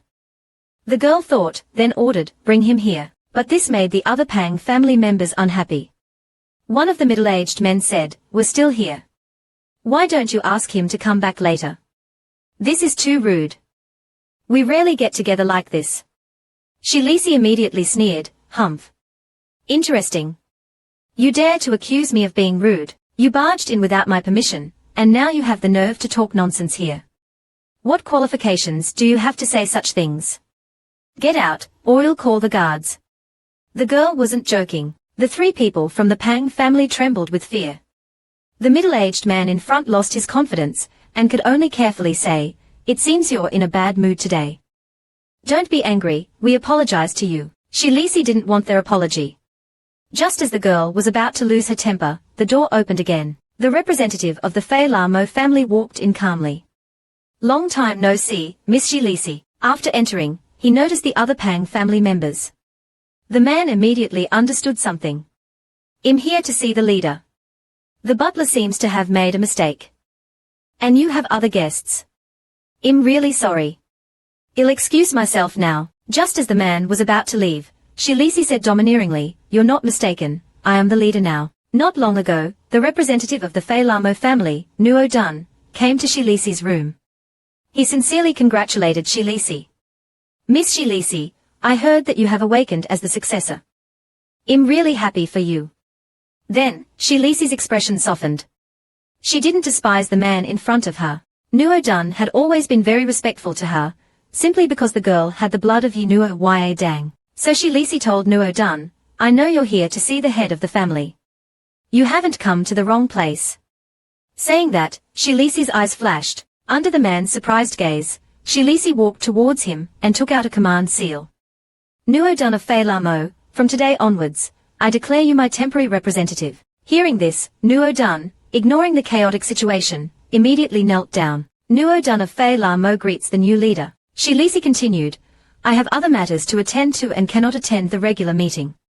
From now on, you will preside over it." Nuo Dun was still shocked, but the Pang family members couldn't sit still. One of the aunts immediately stood up. "Hillis, what are you doing? Such an important position, how can you give it to someone from another family? Even if you need a representative, you should choose from us, your relatives." But before they could finish, Hillis's face darkened. "Disgusting. I already said, if you don't get out, I'll make you leave. The next second, the girl directly activated her Yineng, sending the 3 disrespectful people flying. Then they disappeared in a shower of flower petals. After teleporting several people outside, the young girl, Hillis, still remembered to have someone convey a message in English. Tell them, if they continue to ignore my warnings, the consequences will only be worse. After dealing with that, the young man, Xiaoyan, turned his head and opened the magic shield. I think you are the most suitable to be the acting head, so I won't accept your refusal. Nwoden, as a conservative member of the leadership, saw the family head trusting him so much. How could he possibly refuse? The man patted his chest, respectfully saying, I will definitely get close to power and will not disappoint you. Inwardly, however, he was already making his own calculations. Nwonuo is very capable and trustworthy. As for family matters, he definitely won't shirk his responsibilities. And the most important point is, perhaps, seeing this, I can only say, Zilliz, it's truly you. The scene then shifts to the young girl's father. The furious man was incredibly angry. He had just heard the news of Hillis meeting with Nwoden. Glaring at the scene unfolding before him, the man gritted his teeth and said, What? I'm not dead yet. How dare she do this? Where is Hillis now? Jeebn was the former head of the Rajit family. Just now, Kexong was working on official business. He was very surprised by his mother's arrival. Mother, why are you here? But as you can see, I'm a bit busy right now. Get to the point. After hearing this, the woman wasn't surprised, but still said with some resentment, It's rare for your mother to come see you. I can understand if you don't hug me. But why are you still so cold? But then again, ever since you were little, you were only cute in appearance. Your personality wasn't cute at all. But Kexong knew, Mother must have something important to say. His mother got straight to the point. I came to you because, they said you helped the Cliquea family. Using this favor to exchange for a few of Cliquea's tears shouldn't be too much to ask. And there's another interesting thing. The old man has given up hope. He wants you to get married. They brought a lot of gifts and asked me to persuade you. Hearing this, Kexong just chuckled softly. As long as you're happy, mother. Seeing her son still in different attitude, the woman immediately made her stance clear. Actually, it doesn't matter if you don't get married. This family meeting doesn't care either. As long as you wait for me. After all, I raised you to be so handsome. It would be a shame not to fall in love. After saying that, the glamorous woman got up to leave. Kexong still didn't say much, just called out, Give my regards to father. The perfunctory exchange ended quickly, but at this time, the man was still thinking about his mother's words, marriage, her. Speaking of which, I've been working for so long today, it's time to go out for a stroll. In the next second, the man disappeared from where he was. Hillis appeared calm when she saw Kexong. Are you here on business, and decided to drop by and see me? The man quickly started to explain. I suddenly remembered that we haven't set a time for our next meeting yet. But Hillis responded with a pointed question. Then, like before, couldn't you just send a letter? Kexong fell silent for a moment after hearing this, and then spoke his true thoughts. I originally planned to do that, but I had a feeling that this time, you might not reply to my letter. I'm sorry I didn't tell you in advance. I was really anxious, so I came directly. Meijin observed their conversation from the side.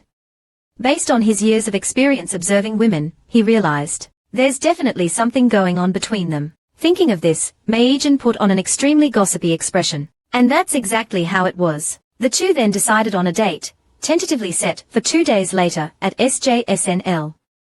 But Kexong seemed to notice something. He immediately held Hillis' left hand. Is your previous injury better?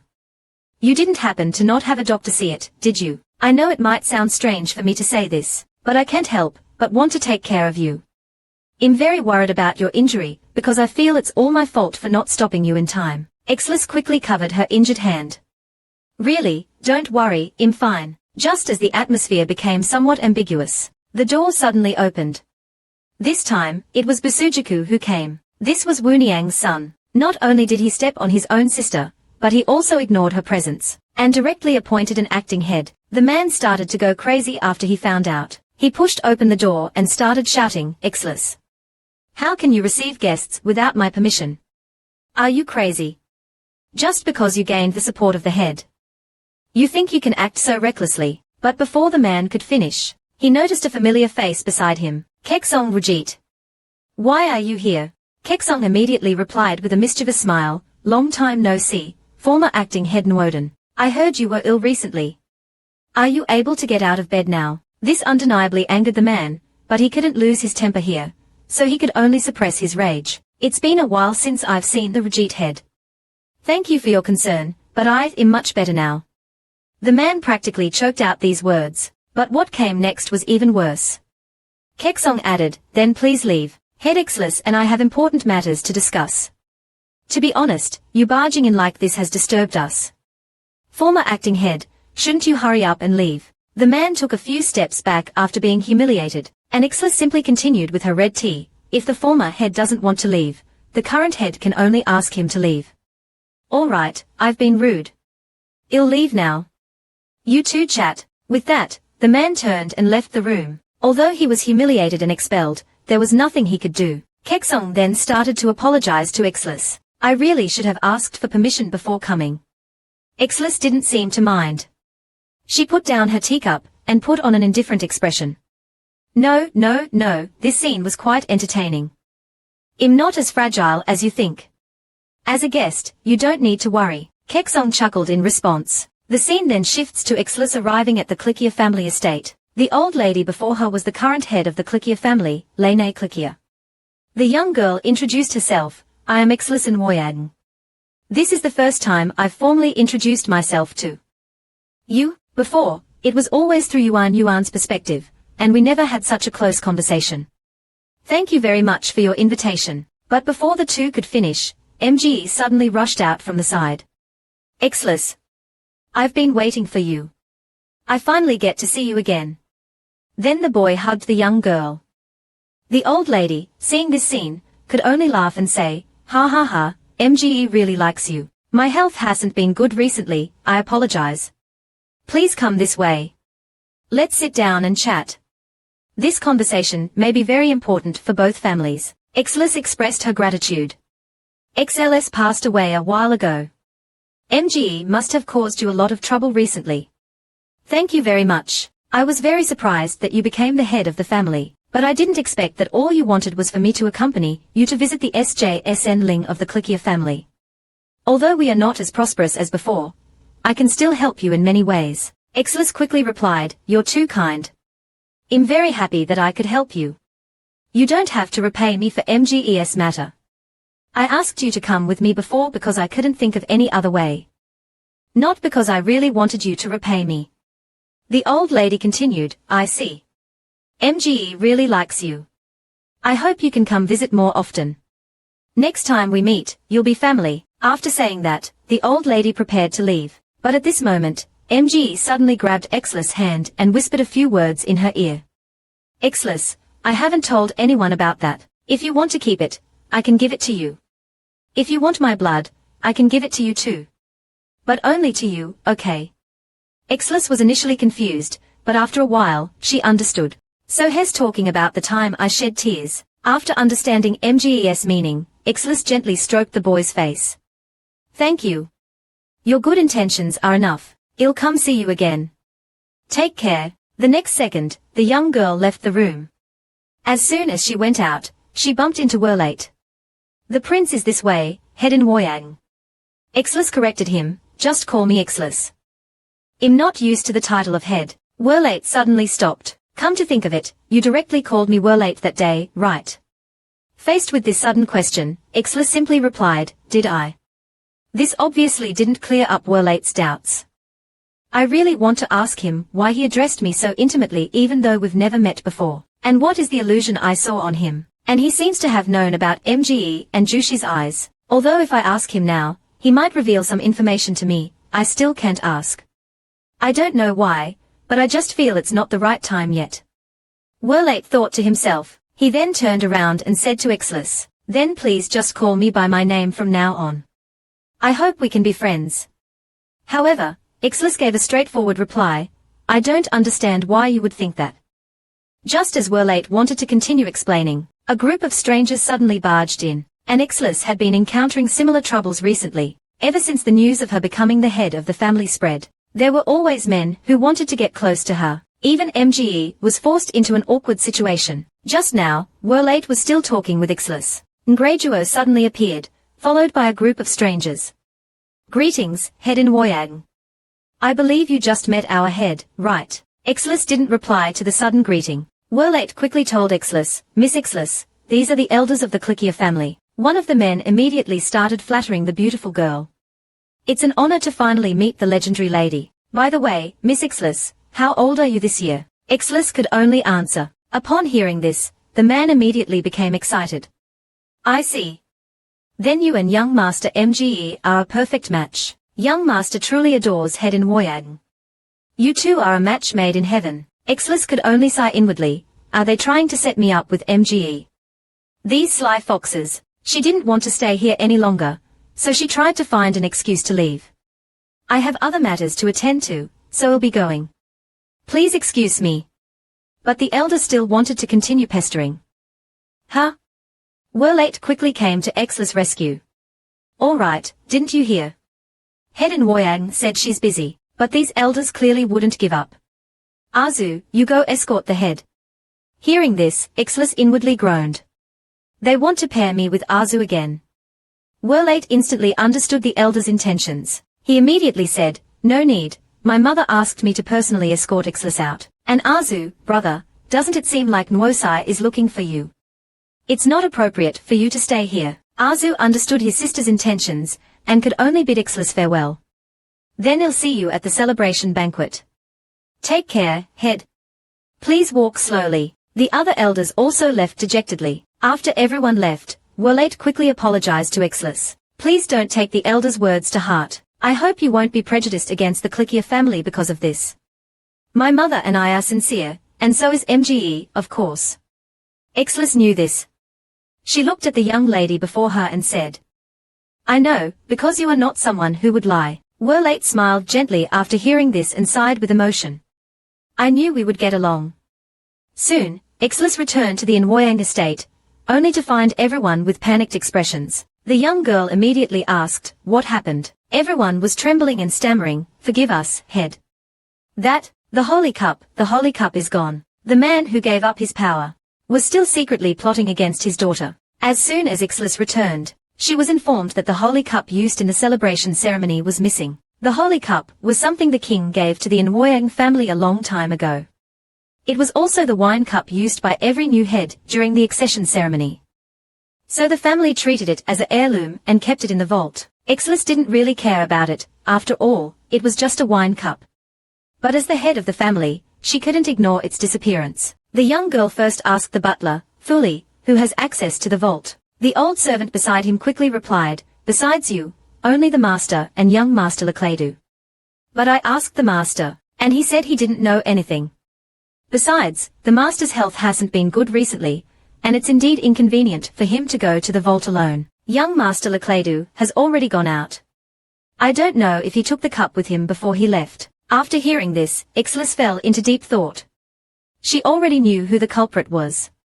Shangli immediately walked towards her father's room. Then, she opened the door. The man was very surprised to see Ixlis. Ixlis. Who allowed you to come in? Stop right there. But Shangli had no intention of paying attention to the man. She walked straight to the bookshelf. Then, she pressed a hidden mechanism. The bookshelf started to move, revealing a hidden room behind it. The man's face was full of disbelief. How did you know about this room?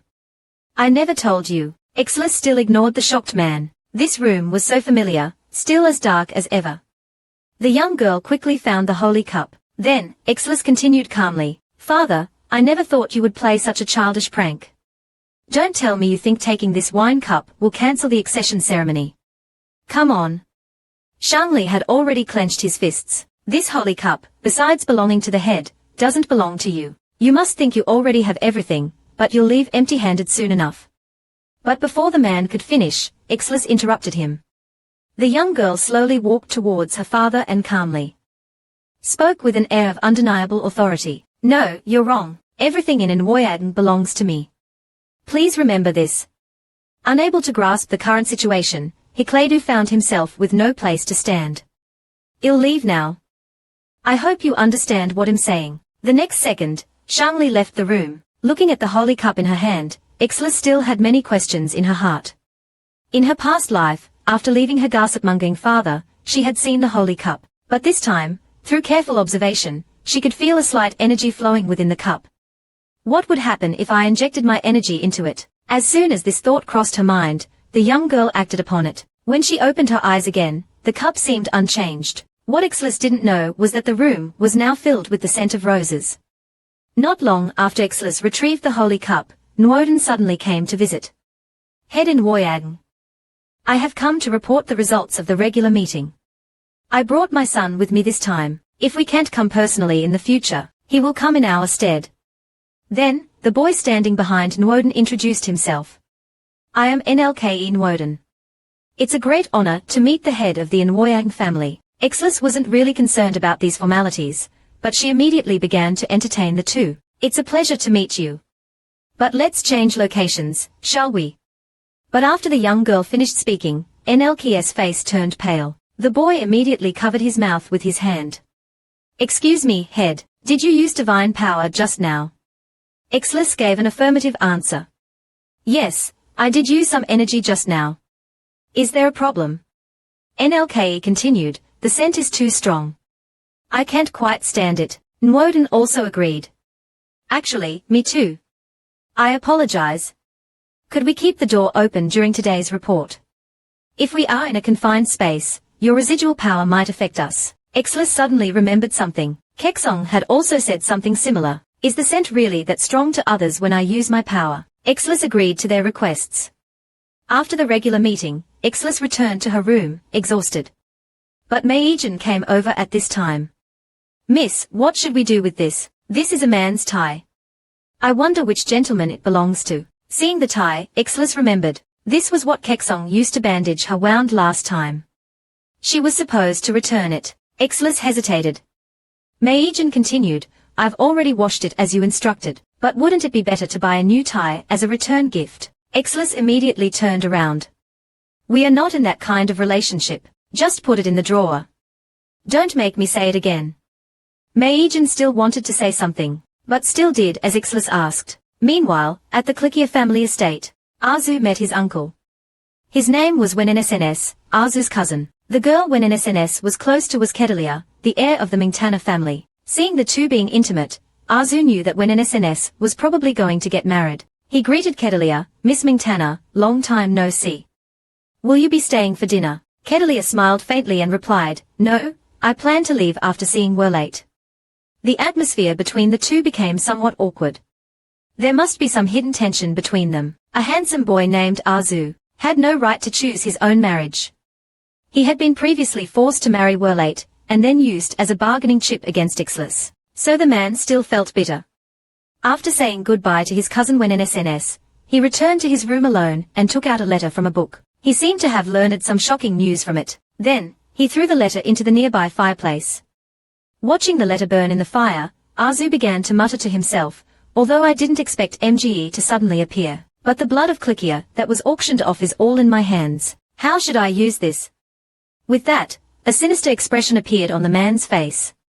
At the same time, Kedalia also met with Werlate. The astute girl had already seen through him. Werlate was a little annoyed. He didn't like Arzu and certainly didn't like Arzu getting too close to his best friend. Kedalia seemed to see through Werlate's thoughts and immediately changed the subject. It's been so long since we last saw each other. As friends who grew up together. Let's talk about something happy. Werlate nodded and suddenly remembered something important. Right, this is the first time you've officially met a man alone, right? Do you really intend to settle down with Wennsns? Kedalia didn't elaborate. I think he's not bad.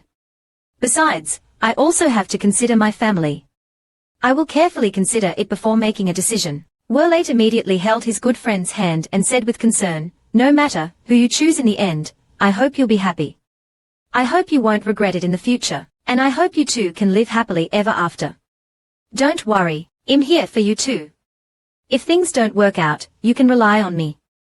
Time flew by as the two chatted and laughed. Kedalia suddenly remembered something. Werlate, I heard that Miss Hillis came. Is it true? Miss Hillis is really different now. Werlate didn't deny it and said thoughtfully, Yes, she did come.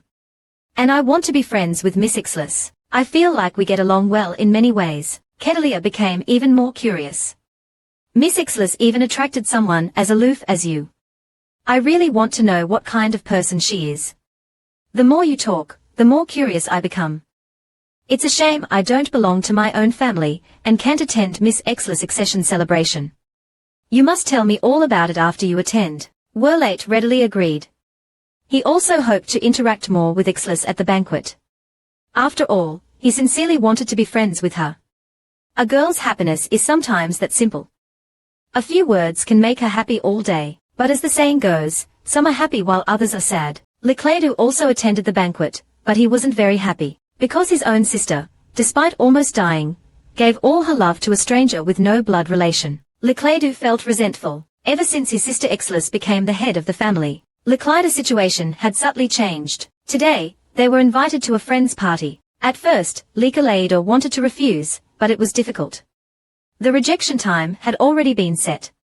A waiter opened the door for him, and casually said, Leclerdu has arrived. At the moment the door opened, the four people, who were supposed to be chatting, instantly quieted down. Leclerdu sensed the strange atmosphere. Just when he was at a loss, one of the men stood up. His name was Osmond, and he belonged to Anoa's rearmament group. Osmond greeted Leclerdu enthusiastically. I knew you would come back. But why are you so late? Everyone is waiting for you. Hearing this, Leclerdu felt much more relaxed. Thank you, everyone. It's been a long time indeed. Osmond continued, we've been chatting for a while now. I heard that forest monsters are very popular recently. Everyone is discussing going together. The Roses will definitely participate, right? Seeing the atmosphere gradually becoming lively, Osmond pushed a glass of wine towards Leclerdu. Leclerdu, this is a new version of the wine. Try it. Leclerdu was a little puzzled at first because he never drank at parties. But Osmond's next words made him stay silent for a long time. I know you don't like to drink, but today, wine is more suitable than tea, right? Can I still call you the Roses? I thought you were Ilong Yadang's heir, so I called you that. Is it a little awkward to continue calling you that now? After all, Ilong Yadang's master isntu, is it? Hearing this, Leclerdu felt like he had been struck by lightning. Osmond continued to add insult to injury. Leclerdu, I remember Miss Hillis hasn't gotten engaged yet. I want to get to know her. Can you help me? I should have met her earlier. Leclerdu was already speechless, but another person continued to add, Osmond, can't you see that Leclerdu is embarrassed? Even as his brother, it's not appropriate to say these things in front of him. Osmond seemed to realize something and apologized to Leclerdu. I shouldn't have said those things. I'm sorry, but Leclerdu, I hope you don't take it to heart. After all, everyone means no harm. You are still our star figure. Looking at Leclerdu again, he had already poured out the wine. And finally said a few words, thank you. I don't really like this kind of occasion. It's okay. I won't mind. Leclerdu then gave a relaxed smile, but only he knew that something felt wrong about this gathering. Under the bright moonlight, Zillies was studying the Yudu family's heart poison. At this moment, Huahong rushed in. Miss, Leclerdu has returned from the party. Her face is very pale. Could it be that something happened outside? It seemed that Zillies hadn't heard at all. She opened an invitation in front of her. It was a commemorative party for the first anniversary of Kaileuna and Osmond's engagement. Zillies immediately had a thought, Osmond is Leclerdu's friend. I wonder if he mentioned the engagement today. That incident will definitely happen at this party. Right? Then, Zillies wrote a reply to Mei, saying that she would go back to attend. After a while, it was suddenly AM. Looking at the color outside, Zillies knew it was time to act. Meanwhile, in the Mo family's secret underground laboratory, two strange men were planning to destroy the extermination agent. Looking at the mutated monsters in the iron cage, some of them started to become restless. I really don't know why we have to create such monsters. Hurry up and deal with them before the people from the Kalikia and Beijit families find out. As soon as the man finished speaking, Zillies suddenly appeared. Zillies quickly dealt with these two inconspicuous fellows. Obviously, the girl was used to this place, but she still couldn't calm down. The underground is still such a mess. The Kalikia and Beijit families should have cleaned this place. Right? Why is it still so dirty? Then, Zillies discovered the monsters in the cage. They were all injected with Kalikia blood. Zillis looked at them without pity. I don't want to hurt you, but I really can't do nothing. I will give you a quick death.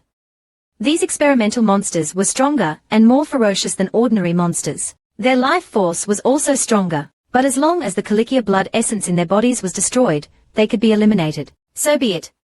Zillis thought silently, then she picked up the torch on the wall. She knew that the existence of these monsters would throw the 4 families into chaos. If left unchecked, it would affect her actions. Then Zillis threw down the torch. The raging flames seemed to erase everything. This plan might fail again, but Zillis didn't seem to care, because only she knew that even if it failed, there would be a dazzling next life. What happened next was just as Zillis expected. The Beijit family also found this place, but at this time, only ruins remained. Action looked at the scene and fell into thought. This place is related to the sold Kalikia blood. We just got the information and this happened. How could it be such a coincidence? The puzzled young man came to the basement alone. He examined the corpses of the monsters. Action knew they were not burned to death, and he always felt like he had a similar experience before. But what was even more suspicious was that there was the lingering scent of Zillis at the scene. When Zillis was reborn for the 3rd time, she told her father the whole truth. Father, this is the 4th time I've experienced this. I've awakened the family's power before. I know it's unbelievable, but I'm telling the truth. The naive girl told the man everything. Zillis' father in the 4th life was relatively gentle. She felt that he would believe her, but a cold heart would never become warm no matter how many lifetimes passed. The man showed a look of disgust. Are you crazy? Before I find a way to transfer your abilities, you cannot leave this room. You can't go anywhere else. This is what you'll eat from now on. Remember to eat it on time every day. Zillis looked at the scarlet potion. Of course, she knew it was Kalikia blood. The girl still didn't want to give up, but her tone was full of helplessness. Father, in my past life, you forced me to drink it continuously. In the end, I died. If I drink it this time, I will definitely have another accident. Do you want to hurt me again? Hearing his daughter's words, the man's face became gloomy. I almost fell for your trick. If what you said is true, I assent that good. It means the effect is really good. For the sake of the family, you should still drink it. Zillis, who was manipulating the ending, naturally refused to take the Kalikia blood, so the effect was naturally not good. That day, the girl sat alone on the bed, still holding onto a futile fantasy. Sure enough, father should give up, right? At that moment, the girl's room was suddenly pushed open. 2 maids grabbed Zillis together. She still underestimated her father. It'll be over soon. Just stand still and don't move. Zillis knew what they wanted to do. Her desperate plea was futile. Father, please, I don't want to go to that place. Perhaps the long wait wore out the man's patience. He began to directly inject the Kalikia blood into the girl's body. But unfortunately, this method seemed to be very effective. It hurts. The poor girl could only cry in the corner. However, the side effects followed. Zillis' body started to mutate from her arms. As the experimental dosage increased, she became more and more strange. People in the family started calling her a monster. You scared everyone. Don't come out. Help me. It hurts so much. I'm dying again. Please. Please. Facing Zillis' plea, Lika Laidor immediately withdrew his hand. He seemed to feel guilty. I didn't expect father to use such a method. If I had known earlier, I would never have agreed. I'll think of something. It makes me uncomfortable seeing you like this. I'll come again. You rest first. Looking at her brother's leaving figure, Zillis shed tears of gratitude. Thank you. Thank you. Thank you. Thank you. But until the moment she died, she never saw Lika Laidor again. Zillis just cried like a fool, waiting, like those monsters trapped in the dungeon, hoping for a final glimmer of hope in despair. This was Zillis' 4th life's memory. Now, this girl is named Japulin. She was originally an ordinary person, but after her mother married into the Anoa family, she suddenly became the 2nd miss of the Guiju family, and she had always admired her brother. Japulin had bullied Zillis before, but after Zillis became the head of the family, her status as an outsider gradually became awkward. That day, the girl happily went to find her fiancé. She saw the man from afar. Hillis, how have you been recently? Are you very busy? I didn't see you reply to my letter, so I came to see you directly. But the girl's sudden visit made Hillis show a trace of annoyance. Then he said to Lainuo beside him, Send her back. Who said she could come in? Deal with that person. After speaking, Kelisa left directly. Japulin didn't know what happened. As soon as she rushed up, she accidentally fell to the ground. Looking at her fiancé's departing figure, the girl was full of grievances. Why? Why is Kelisa avoiding me? Lainuo immediately squatted down and said gently, Miss Japulin, Kelisa is very busy. Please don't waste your time. Please go back. The girl obviously didn't buy it. Doesn't he even have time to see me? I came all the way to see him. But Lainuo knew that Kelisa had just been reprimanded by the head of the family. And in Kalisa's memory, his fiancé was Japulin. Not Zillis. After Zillis became the head of the family, it was no longer valuable to marry Japulin. But Lainuo couldn't say it too directly, so he could only continue to comfort Japulin. You can make an appointment in advance next time. After hearing this, the girl's eyes were already filled with tears. When is next time? I ran all the way here to see him. I must see Kelisa today. At this moment, Lainuo noticed Japulin's injured foot.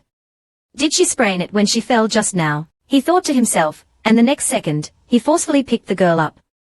Excuse me, Miss Japulin. Let me help you with your injury first, and then send you to the carriage. But the simple Japulin had never seen such a scene. What are you doing? Put me down. Lainuo quickly explained, I don't want to offend you, but you need to be treated as soon as possible, so please bear with me. After this series of actions, Japulin felt her heartbeat accelerating. Why is my heart beating so fast? Why is this happening? Am I too angry? Yes, it must be. So in the next second, the girl said proudly, then hurry up. I don't want to stay with you. It seemed that Lainuo and Japulin would have a wonderful fate. Later, Japulin was informed by her father of the broken engagement. Even though she still liked Kelisa, there was nothing she could do about reality. Misfortunes never come singly. Japulin's situation would become even more tragic. Japulin may not be a bad person, but she did make mistakes and would be punished. That day, Japulin was getting ready to go to a banquet. The naive girl began to talk to herself, what should I wear? As soon as she finished speaking, she heard a familiar voice from afar. Is that Miss Japulin? Long time no see. The girl turned her head and saw Osmond and Miss Helena.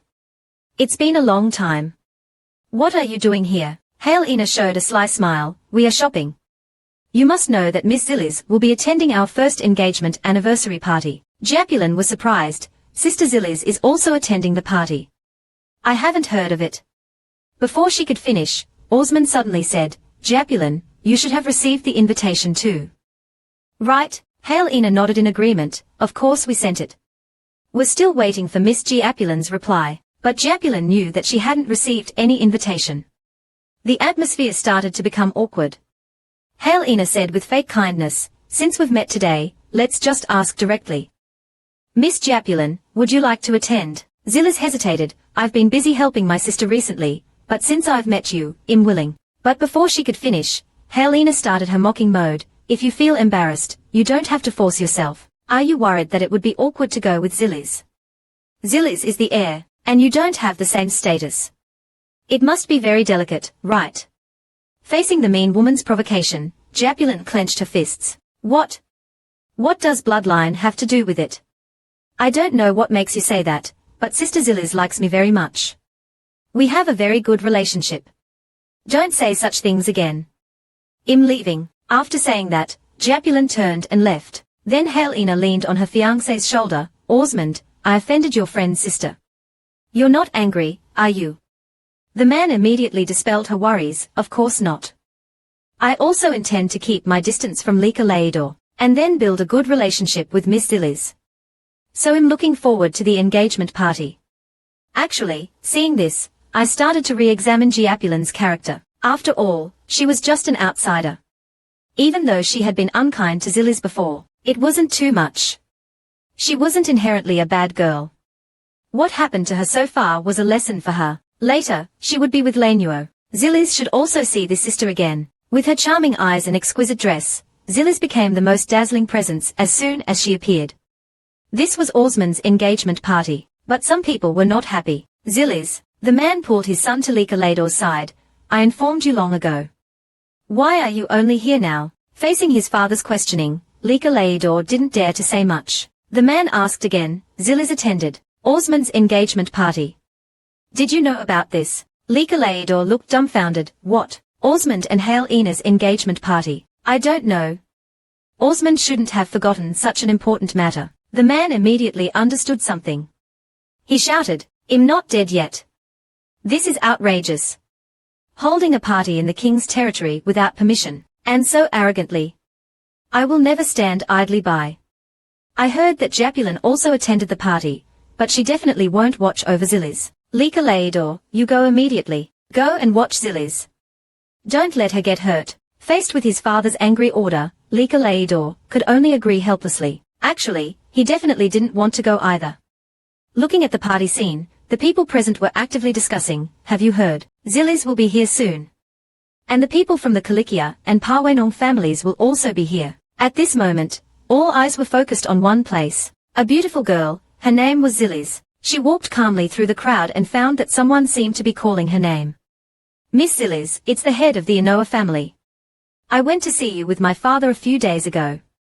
Do you still remember? Zillis turned her head, and was a little surprised to see the boy. I didn't expect to see you here, Anlik Felanuo. The boy quickly expressed his gratitude. Thank you for remembering my name. I'm very honored. I wonder if you would like me to hold your coat. I can help you. Zillis bowed her head. This is your duty, right? Anlik immediately denied. You are the master of Ilong Yadang, which means you are my master. You don't have to be so polite to me. This is what I should do. Zillis no longer held back and handed the coat to Anlik, but she still advised earnestly. Although you are from the Felanuo family, you don't have to serve me on such occasions. After Zillis spoke, she was about to leave. Anlik suddenly shouted, then would you like me to serve you in another way? I'm happy to eat with you, but I hope I can stay by your side throughout today's party, as long as you agree. Before Zillis could answer, another handsome man appeared. You are too enthusiastic, Anlik Felanuo. Looking closely, it was none other than Kelisi. Faced with Anlik's sudden invitation, Zillis hadn't answered yet, when another uninvited guest arrived. Kelisi greeted Zillis warmly. Miss Zillis, this is the first time we've met since we parted at the royal palace. It's a pity we didn't have a good chat that day. You arrived home safely that day, right? Then, the man glanced at Anlik, as if declaring his ownership, but Zillis didn't give Kelisi any face. If you are talking about the recent meeting, of course. I had a very good time that day, thanks to Anlik's care. These words were like a slap in Kelisi's face. He was probably furious, but couldn't show it. At this moment, the protagonist of the engagement party appeared. Osmond saw the girl and took the initiative to speak. Miss Zillis, hello. Thank you for coming to our party. Zillis quickly replied, this party is very meaningful. Thank you for inviting me. Congratulations on your first engagement anniversary. Helena spoke next with a fake smile. 3 distinguished guests are all here. Did you come together? Zillis immediately denied. No, we just met. The atmosphere suddenly became a little awkward. Osmond immediately came out to smooth things over. The party is about to begin. Please come in. On the other side, Action was listening to his subordinate's report. Sir, regarding the warehouse that was taken back a few days ago, we have found the third party related to Yuji. It's the family that Osmond belongs to. The man was showing off his 8-pack abs. He immediately put on his clothes and said simply, since we have the results, let's go. Back to Zillis. At this time, the girl was a little tired of Anlik's enthusiasm.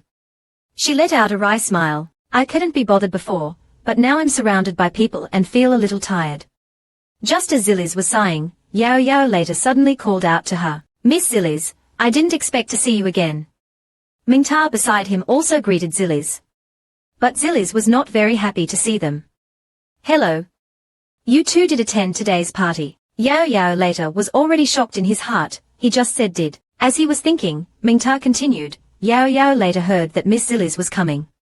He has been looking forward to it for days. Zillis replied, I also heard that you two were coming, so I was looking forward to it. But I have something to do, so I'll excuse myself for a moment.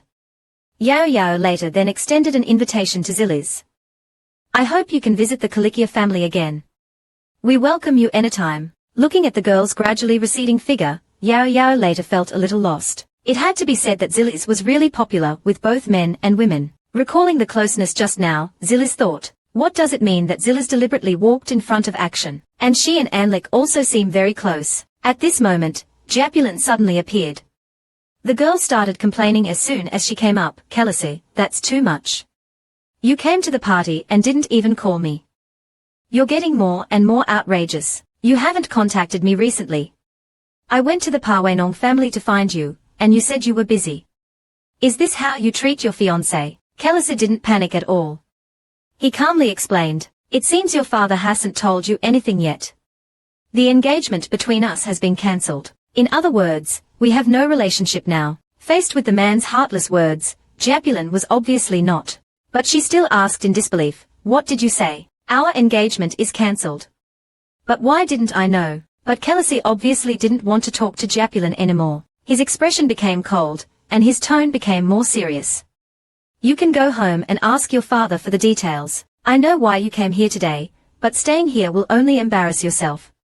The girl still didn't want to give up. She wanted to grab the man's hand, but Khaleesi her off and said even more mercilessly, stop throwing a tantrum. I'm in a bad mood today. If you continue to pester me, don't blame me for being rude. So let's end our conversation here today. After saying that, the man left the girl. On the other side, Lika Laidor also came to the party. He happened to see Osmond. He immediately congratulated Osmond. Congratulations on your first engagement anniversary.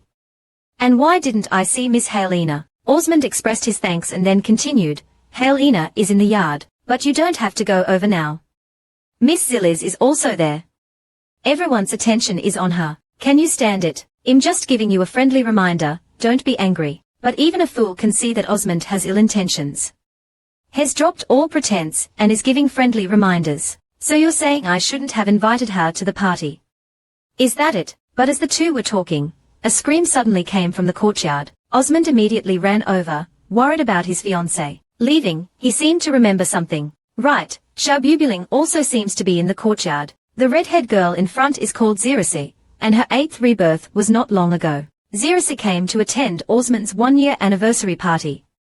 The golden dress, paired with her peerless beauty, made Zirisi the center of attention. But the girl knew clearly that she had more important things to do this time. The moonlight gently illuminated the beauty's face. Zirisi was looking around in the corridor. Suddenly, the girl felt a fluctuation of manner. Then she looked at a giant mural, surprise welling up inside her.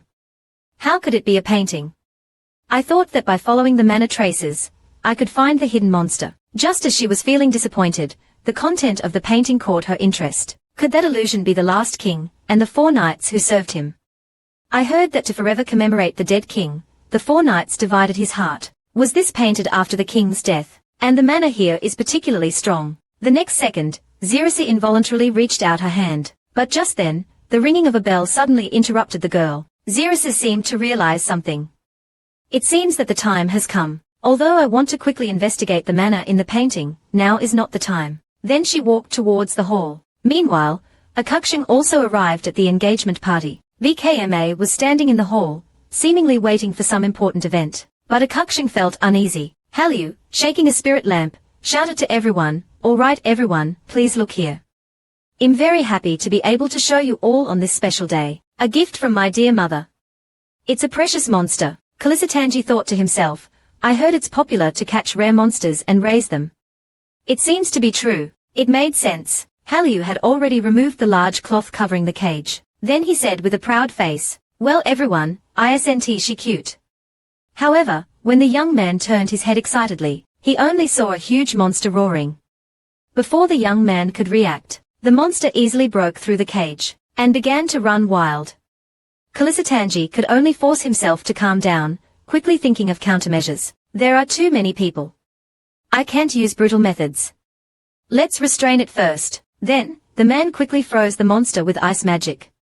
Just as Kalisitanji was about to breathe a sigh of relief, the ice began to crack. The monster easily broke free from the restraints.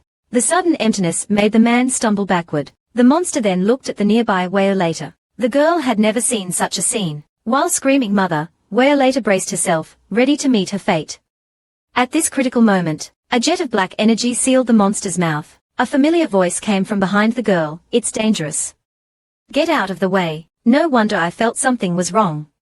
It was because of this monster. Looking at the handsome face, who else could it be but Akukshing? With a casual flick of his wrist, he easily defeated the ferocious monster. Just now, Akukshin successfully infused mana into his hand, but the man couldn't kill the monster. Just as he was struggling, the magic core inside the monster's body suddenly shattered. The next second, Zirize's youthful voice came from the entrance. I was resting in the lounge, and I came out as soon as I heard the commotion. As expected of the head of the Akukshin family, you took down such a ferocious monster in one fell swoop. A slight smile appeared on the girl's face, but Akukshin knew clearly that it wasn't him who killed the monster. Looking at Wayolater, who was still trembling, Menken gently walked to the girl's side and said with concern, Wayolater, are you all right? You weren't hurt, were you? Wayolater, are you all right? You weren't hurt, were you? We were so lucky to have Akukshin here, otherwise something terrible would have happened. Zirize quickly chimed in. Yes, yes. Akukshin, you are truly amazing. This monster's defense seems to be particularly strong, but you were able to break through its defense and find its weak point. Truly remarkable. Kalisatanji, watching from afar, started to frown, feeling very annoyed. That monster easily broke through my ice prison, yet Akukshin dealt with it so easily. How infuriating. In the end, the man dejectedly left the scene. Akukshin was a little surprised by Zirize's arrival. I didn't expect to see you here. You're not hurt, are you? Zirize immediately replied, don't worry, everything was over by the time I got here. But doubt arose in the man's heart. It wasn't me who killed the monster. It was clearly Yinluo Yadu's power that destroyed the monster's life. Could it be that she doesn't want others to know that she killed the monster? But why? Just as Akukshin was lost in thought, Zirize spoke again. I'm a little tired after all the excitement. I'd like to go back and rest now. Excuse me. Akukshin was still full of questions, so how could he let Zirize leave so easily? He immediately grabbed the girl's hand. A strange feeling instantly surged through the man's body. It was as if he had finally obtained something he had longed for. The atmosphere gradually became a little ambiguous. Akukshin realized he should say something. I'll go to the Yinluo Yadu mansion tomorrow to find you. Tomorrow is the day we agreed to go to the Siju mountain together. I'll go at the usual time. A gentle breeze blew through the girl's hair. Zirize could only reply softly, whatever you want. Then the girl turned and left. Akukshin seemed to have lost his mind. He knew he couldn't always indulge in that feeling. The next second, he began to investigate the monster. What exactly was that feeling just now? Akukshin watched Zirize's departing figure, and a slight sense of loss arose in his heart. But the man knew clearly that he had to find out the reason for the monster's rampage. The next second, he walked towards the monster's corpse. A thought instantly came to his mind. A cheap monster, similar to the one found in the warehouse last time. It must be related to that place. I must go there and take a look next time. Just as Akukshin was pondering, Li Hanleidu suddenly ran over, shouting, Jiabulin! Jiabulin! Where are you? Come back to me. A servant next to him said gently, young Master Lai Lijuo, Miss Jiabulai has already taken a carriage back home. She is perfectly safe. Hearing this, Li Hanleidu immediately felt relieved, but Akukshin couldn't stand it anymore. He wanted to avenge Zirize, and broke Li Hanleidu's illusion. Judging by your appearance, I thought only Miss Jiabulai from the Yinluo Yadu family attended this party. Hearing this, the man realized something and quickly explained, I apologize. I lost my composure in my panic. I didn't mean to cause a disturbance. Well, I have something to do, so I'll take my leave now. Saying that, Li Hanleidu fled the scene. Akukshin's already restless heart was disturbed once again. Until the end, she didn't ask about Zirize's situation. Zirize is known as the most beloved daughter of the Yinluo Yadu family. Although I know her father treats her poorly. Zirize is known as the most beloved daughter of the Yinluo Yadu family. Although I know her father treats her poorly. But we thought even Lian Tang Wei's older brother would treat him like this. The treatment she received was like telling me to stay away from each other. It shows that the Celestial Empire is ever-changing. Thinking of this, Axamung felt a little sad, and at this time, Ziliz seemed to be on her way home. She pondered the memories of her past life in her heart. According to past developments, both Wayolater and Meng Tan would be injured today. Because of the mutated monster that inherited the aura of Kalisha, it would be extremely hostile to people with Kalisha blood. Today's monster was the same. Among so many people at the venue, it immediately found Wayolater. In her past life, Wang Danai would have a huge wound on her back to protect Olai Dan, and Wayolater, even though she was protected, would still go blind. However, the monster that hates Kalisha, I can understand this feeling. After all, I also once hated the Kalisha family very much. And this is the memory of Zili's fifth life. The poor girl finally escaped from the Yinuoyadeng family, but her father was still chasing after her. Just when Zilis was about to be caught, Waylighter appeared in front of her. Zilis thought she had met a lifesaver. However, the cruelest thing about time is the hope that never existed. It was the girl's fourth rebirth, and also her fifth life. Zilis learned from the lessons of her previous lives. After regaining her abilities, the girl desperately escaped from her home, but her father was still chasing after her. Zilis had no plan at all, but she didn't want to repeat the miserable life before. She started complaining about the injustice of fate. Why did everyone treat me like this? What did I do wrong? Why are you so cruel to me? Why do I always have to endure the pain alone? I just like them very much, so I hope they can like me a little more. Just a little bit is enough. Really just a little bit is enough. Just as Zilis was thinking, a carriage suddenly stopped in front of Zilis. After a while, Waylighter got out of the car, and then asked with concern, "Are you okay? You look a little pale. Are you feeling better now?" Zilis felt that the girl in front of her was familiar, but her mind was blank at this time. The girl could only utter a few words with difficulty. "Help me." However, in the next second, Zilis' father caught up. The man said with a gloomy face, "Zilis, what are you doing here? Don't bother others, we should go home." But Zilis knew clearly that what awaited her after returning was painful hell. Zilis unintentionally used her ability. Countless roses instantly bloomed in the air. The man was also a little surprised when he saw this, so he also activated his ability. Thorns quickly entangled Zilis' roses. Zilis only felt that her ability suddenly disappeared, and then she fainted unconsciously. Then the man remembered Waylighter beside him. He said very calmly, "I didn't expect to meet the Princess of Kalisha here. I'm sorry to let you see my daughter's strange behavior. I was just a little anxious and used too much force. She needs to see a doctor as soon as possible, so we'll take our leave first." Waylighter also found something wrong. He hurriedly shouted, "Wait a minute, Zilis. Inuo Yardang Zilis." But the man didn't stop, and Zilis was dragged into the abyss again. When the girl woke up, she had been brought back home by her father. Later, she was locked in the room for a period of time. The man once again found a way to transfer abilities. So Zilis was forced to reuse Kalisha again. The endless pain began to repeat like a clock. If there was anything different, it was that after this incident, Zilis was locked in a secret room by her father. The girl was very scared at first. "Father, where are you taking me?" The man didn't answer the girl's question, and then Zilis was taken to her room. The man pressed the switch on the bookshelf, and in the next second, Zilis was thrown into the dark secret room. Just like that, poor Zilis was once again in endless darkness. When Zilis was reborn for the fourth time, she was ruthlessly locked in a secret room by her father. During that time, Zilis seemed to lose track of time. The only thing she could hear was the occasional footsteps and talking. Just like that, Zilis seemed to be forgotten by everyone. Zilis had some thoughts of wanting news. "I want to die so much. I might as well die. How can I leave without pain? Can I use my own Kalisha lineage? Can I do it? Heh, it's ridiculous. I'm clearly more afraid of death than anyone else, but now I'm thinking about suicide. But what if I really die, and am reborn? If I have to repeat this terrible experience, I'd rather not. I don't want to be in pain or sad anymore." Just then, the door of Zilis' room was opened by someone. The warm sunlight shone on the girl's face and also warmed her heart that had fallen into darkness. Zilis saw the familiar man, Axamung. He looked at the girl in front of him and said gently, "It's okay, don't be afraid. I'll take you out." And when the girl saw the man, she had a premonition in her heart. No matter how many times she would be reborn in the future, Zilis would never forget this moment. This seemingly unchanged fifth life was indeed the beginning of her fate with Axamung. The subsequent plot also confirmed Zilis' premonition. Axamung would unconsciously care about the girl, and even have some excessive thoughts. Of course, these are all later stories. Today's opportunity is to supplement the previous plot. First of all, Zilis' father uses his name. The full name is Deej Inuoyadeng, but I don't like this character, so I use that man or the man instead throughout the film. Secondly, the reason why Deej likes Jafuli and not Zilis. Obviously, Zilis is the golden-haired girl. The original description of the manga is like this. Zilis' father, Deej, resolutely rejected the arranged marriage.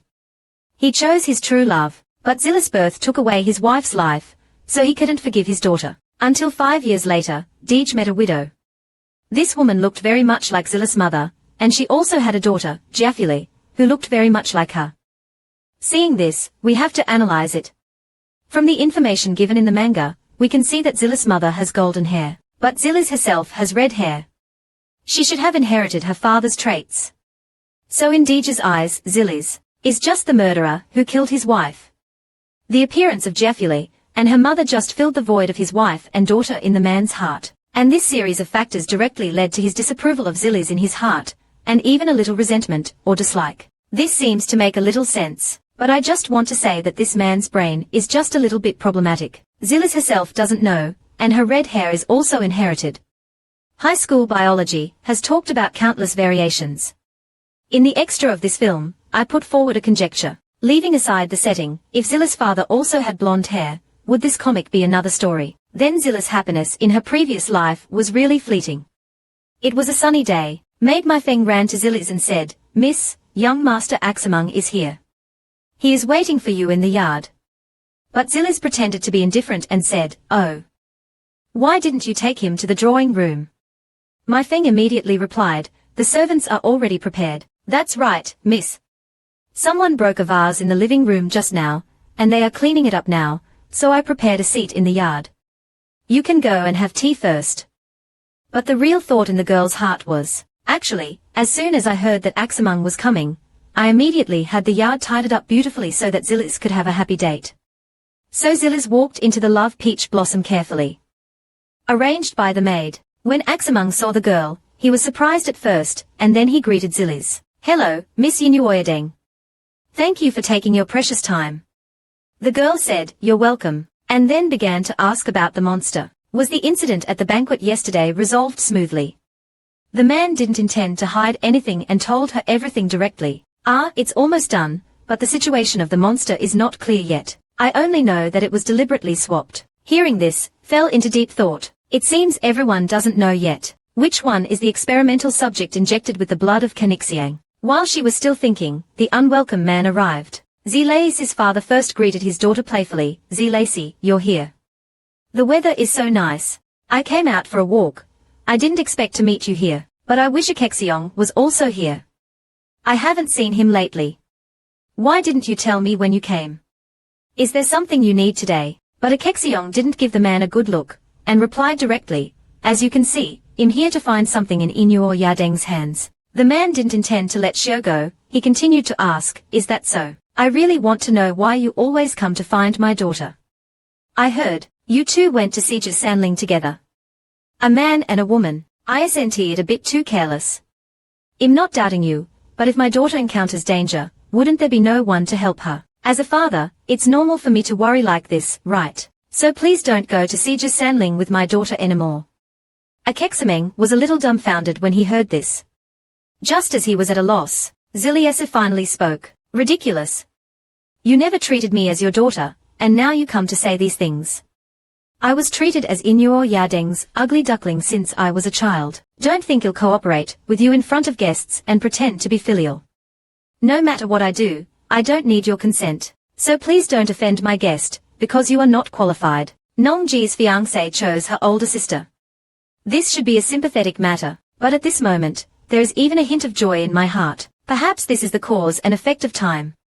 As the second miss of the Yinluo Yading family, I received all the love from my father and brother, but it also fostered her arrogant character. But now, Xiaopli can only lie alone in bed and hug herself. Why didn't anyone tell me that the homecoming was cancelled? What did I do wrong? This is the first time I've seen Kalaisi with such an expression. Although my father said not to worry, I'm still very uneasy. I was clearly there. Why didn't anyone ask for my opinion? Just as the girl was feeling depressed, Likalijua servant rushed in. "Bulai, it's me. Can I come in?" But the girl was in a fit of anger at the moment. She replied impatiently, "Don't come in, I want to be alone." The man had no choice but to listen, feeling a little helpless. Something must have happened at the meeting yesterday, but luckily he is safe. Seeing this, I'm actually a little angry. Your own sister, Ziliesi, was also there. Don't you intend to ask her? At this time, Likaledjuo perhaps felt a little guilty, and Ziliesi suddenly came to his mind. But it was just a fleeting thought. Likaledjuo didn't take any action. He turned and walked into the nearby pavilion. Back to the present, Ziliesi and her father were having a heated argument. The man shouted, "How dare you talk to me like that?" Saying that, he raised his hand to hit the girl. Akexiong reacted immediately and blocked the blow with his body. Unexpectedly, the man was so used to being spoiled that the blow actually landed on Licorijuo's face. The man panicked at this moment. He just wanted to explain. When Licorijuo quickly said, "Father, you are not in good health, why did you come out?" And Ziliesi, "Father's health hasn't been good lately, so he's a bit sensitive. I hope you won't argue with him anymore. He seems a little unwell now.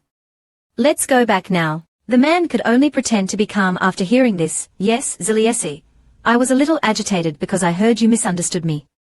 Now that we have guests, let's talk later." The two then left the courtyard. Ziliesi quickly apologized to Akexiong. "I'm so sorry. You came to see me, but you were dragged into the family dispute for no reason." Akexiong certainly wouldn't mind, but he still raised the question in his heart. Was he trying to hit you just now? Does he often do this? Ziliesi clenched her fists, as if she had made up her mind. "Ziliesi is just a mixed blood of the Qingmia clan. You don't have to worry too much about my father. Let's decide on the time for our next meeting." Just as things seemed to have come to an end, Akexiong took Ziliesi's hand. The man gently placed his hand on her forehead, and then took the initiative to offer a love oath. Ziliesi gently held Akexiong's hand and said solemnly, "From now on, I will never do anything to hurt you, whether directly or indirectly. You should also know that this is the use of the Yunxing clan's ability. Although few people use it now, I hope doing this can reassure you a bit. I have to say, Akexiong is really good at this." Ziliesi could only slightly open her lips and say softly, "Why do you have to do this?" The girl thought to herself, the oath of the Yuhani clan is a very powerful oath. If you break the oath, you will bear very serious consequences. Akexiong made such an oath to me so easily, does he even know what he's doing? Seconds later, Ziliesi said, "Will you regret it?" But the man replied with a smile, "No, I won't regret it." Then the two parted ways. "Hello.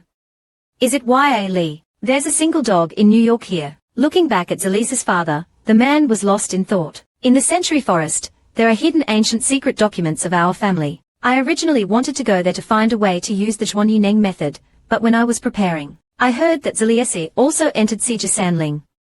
I had a bad feeling. If Ziliesi's purpose in the World Forest is the same as mine, what should I do? I can't let her return to the Yinluo Yading family." At this moment, Ziliesi also returned to her room. The man became uneasy and started to reprimand the girl. "Ziliesi, how can you mention family secrets in front of outsiders? You are not worthy of being a Ziliesi." But Ziliesi didn't care. The girl said helplessly, "It's clearly your own problem. Just like Licorijuo said before, if you're not feeling well, just stay in your room and rest. If you don't rest well, your health will only get worse." The man became a little scared when he heard this. His body began to retreat unconsciously. "You wouldn't want to do anything to me, would you?" Ziliesi didn't deny it. She raised her hand and released her ability, then said to the man, "That's right, because you touched the barrier I set up in the room. Others can move freely, but you can't, father. I believe you'll get used to it soon, because I saw it with my own eyes. Rest well." Saying that, the girl turned and left the room. The man was still unwilling to give up. He reached out to grab Ziliesi, but his body was pulled back by the clothes. Licorijuo quickly reminded, "Father, it seems that Ziliesi is telling the truth." The man knew this in his heart. The barrage said, "The invisible barrier in front of me made me grit my teeth in anger, but there's nothing I can do. I could only watch helplessly," as Ziliesi's incredibly handsome voice said. Akexiong really likes Ziliesi. Not long ago, the man made an oath of the Dueyo Yineng to the girl. He said he would never hurt Ziliesi. Actually, seeing this, I usually suggest getting married on the spot. It means that the relationship between the two is just one step away from being pure. Of course, we don't need to worry. Other characters in the manga are more anxious than us, such as Shilai Man. He tried every means to create opportunities for the male and female leads to be alone. And Akexiong is no exception. After the man left Inuo Yadeng's house, he met his subordinate, Shilai Man. Shilai Man reported on the work situation. "Sir, how do you plan to deal with the recent demon extermination in the eastern region?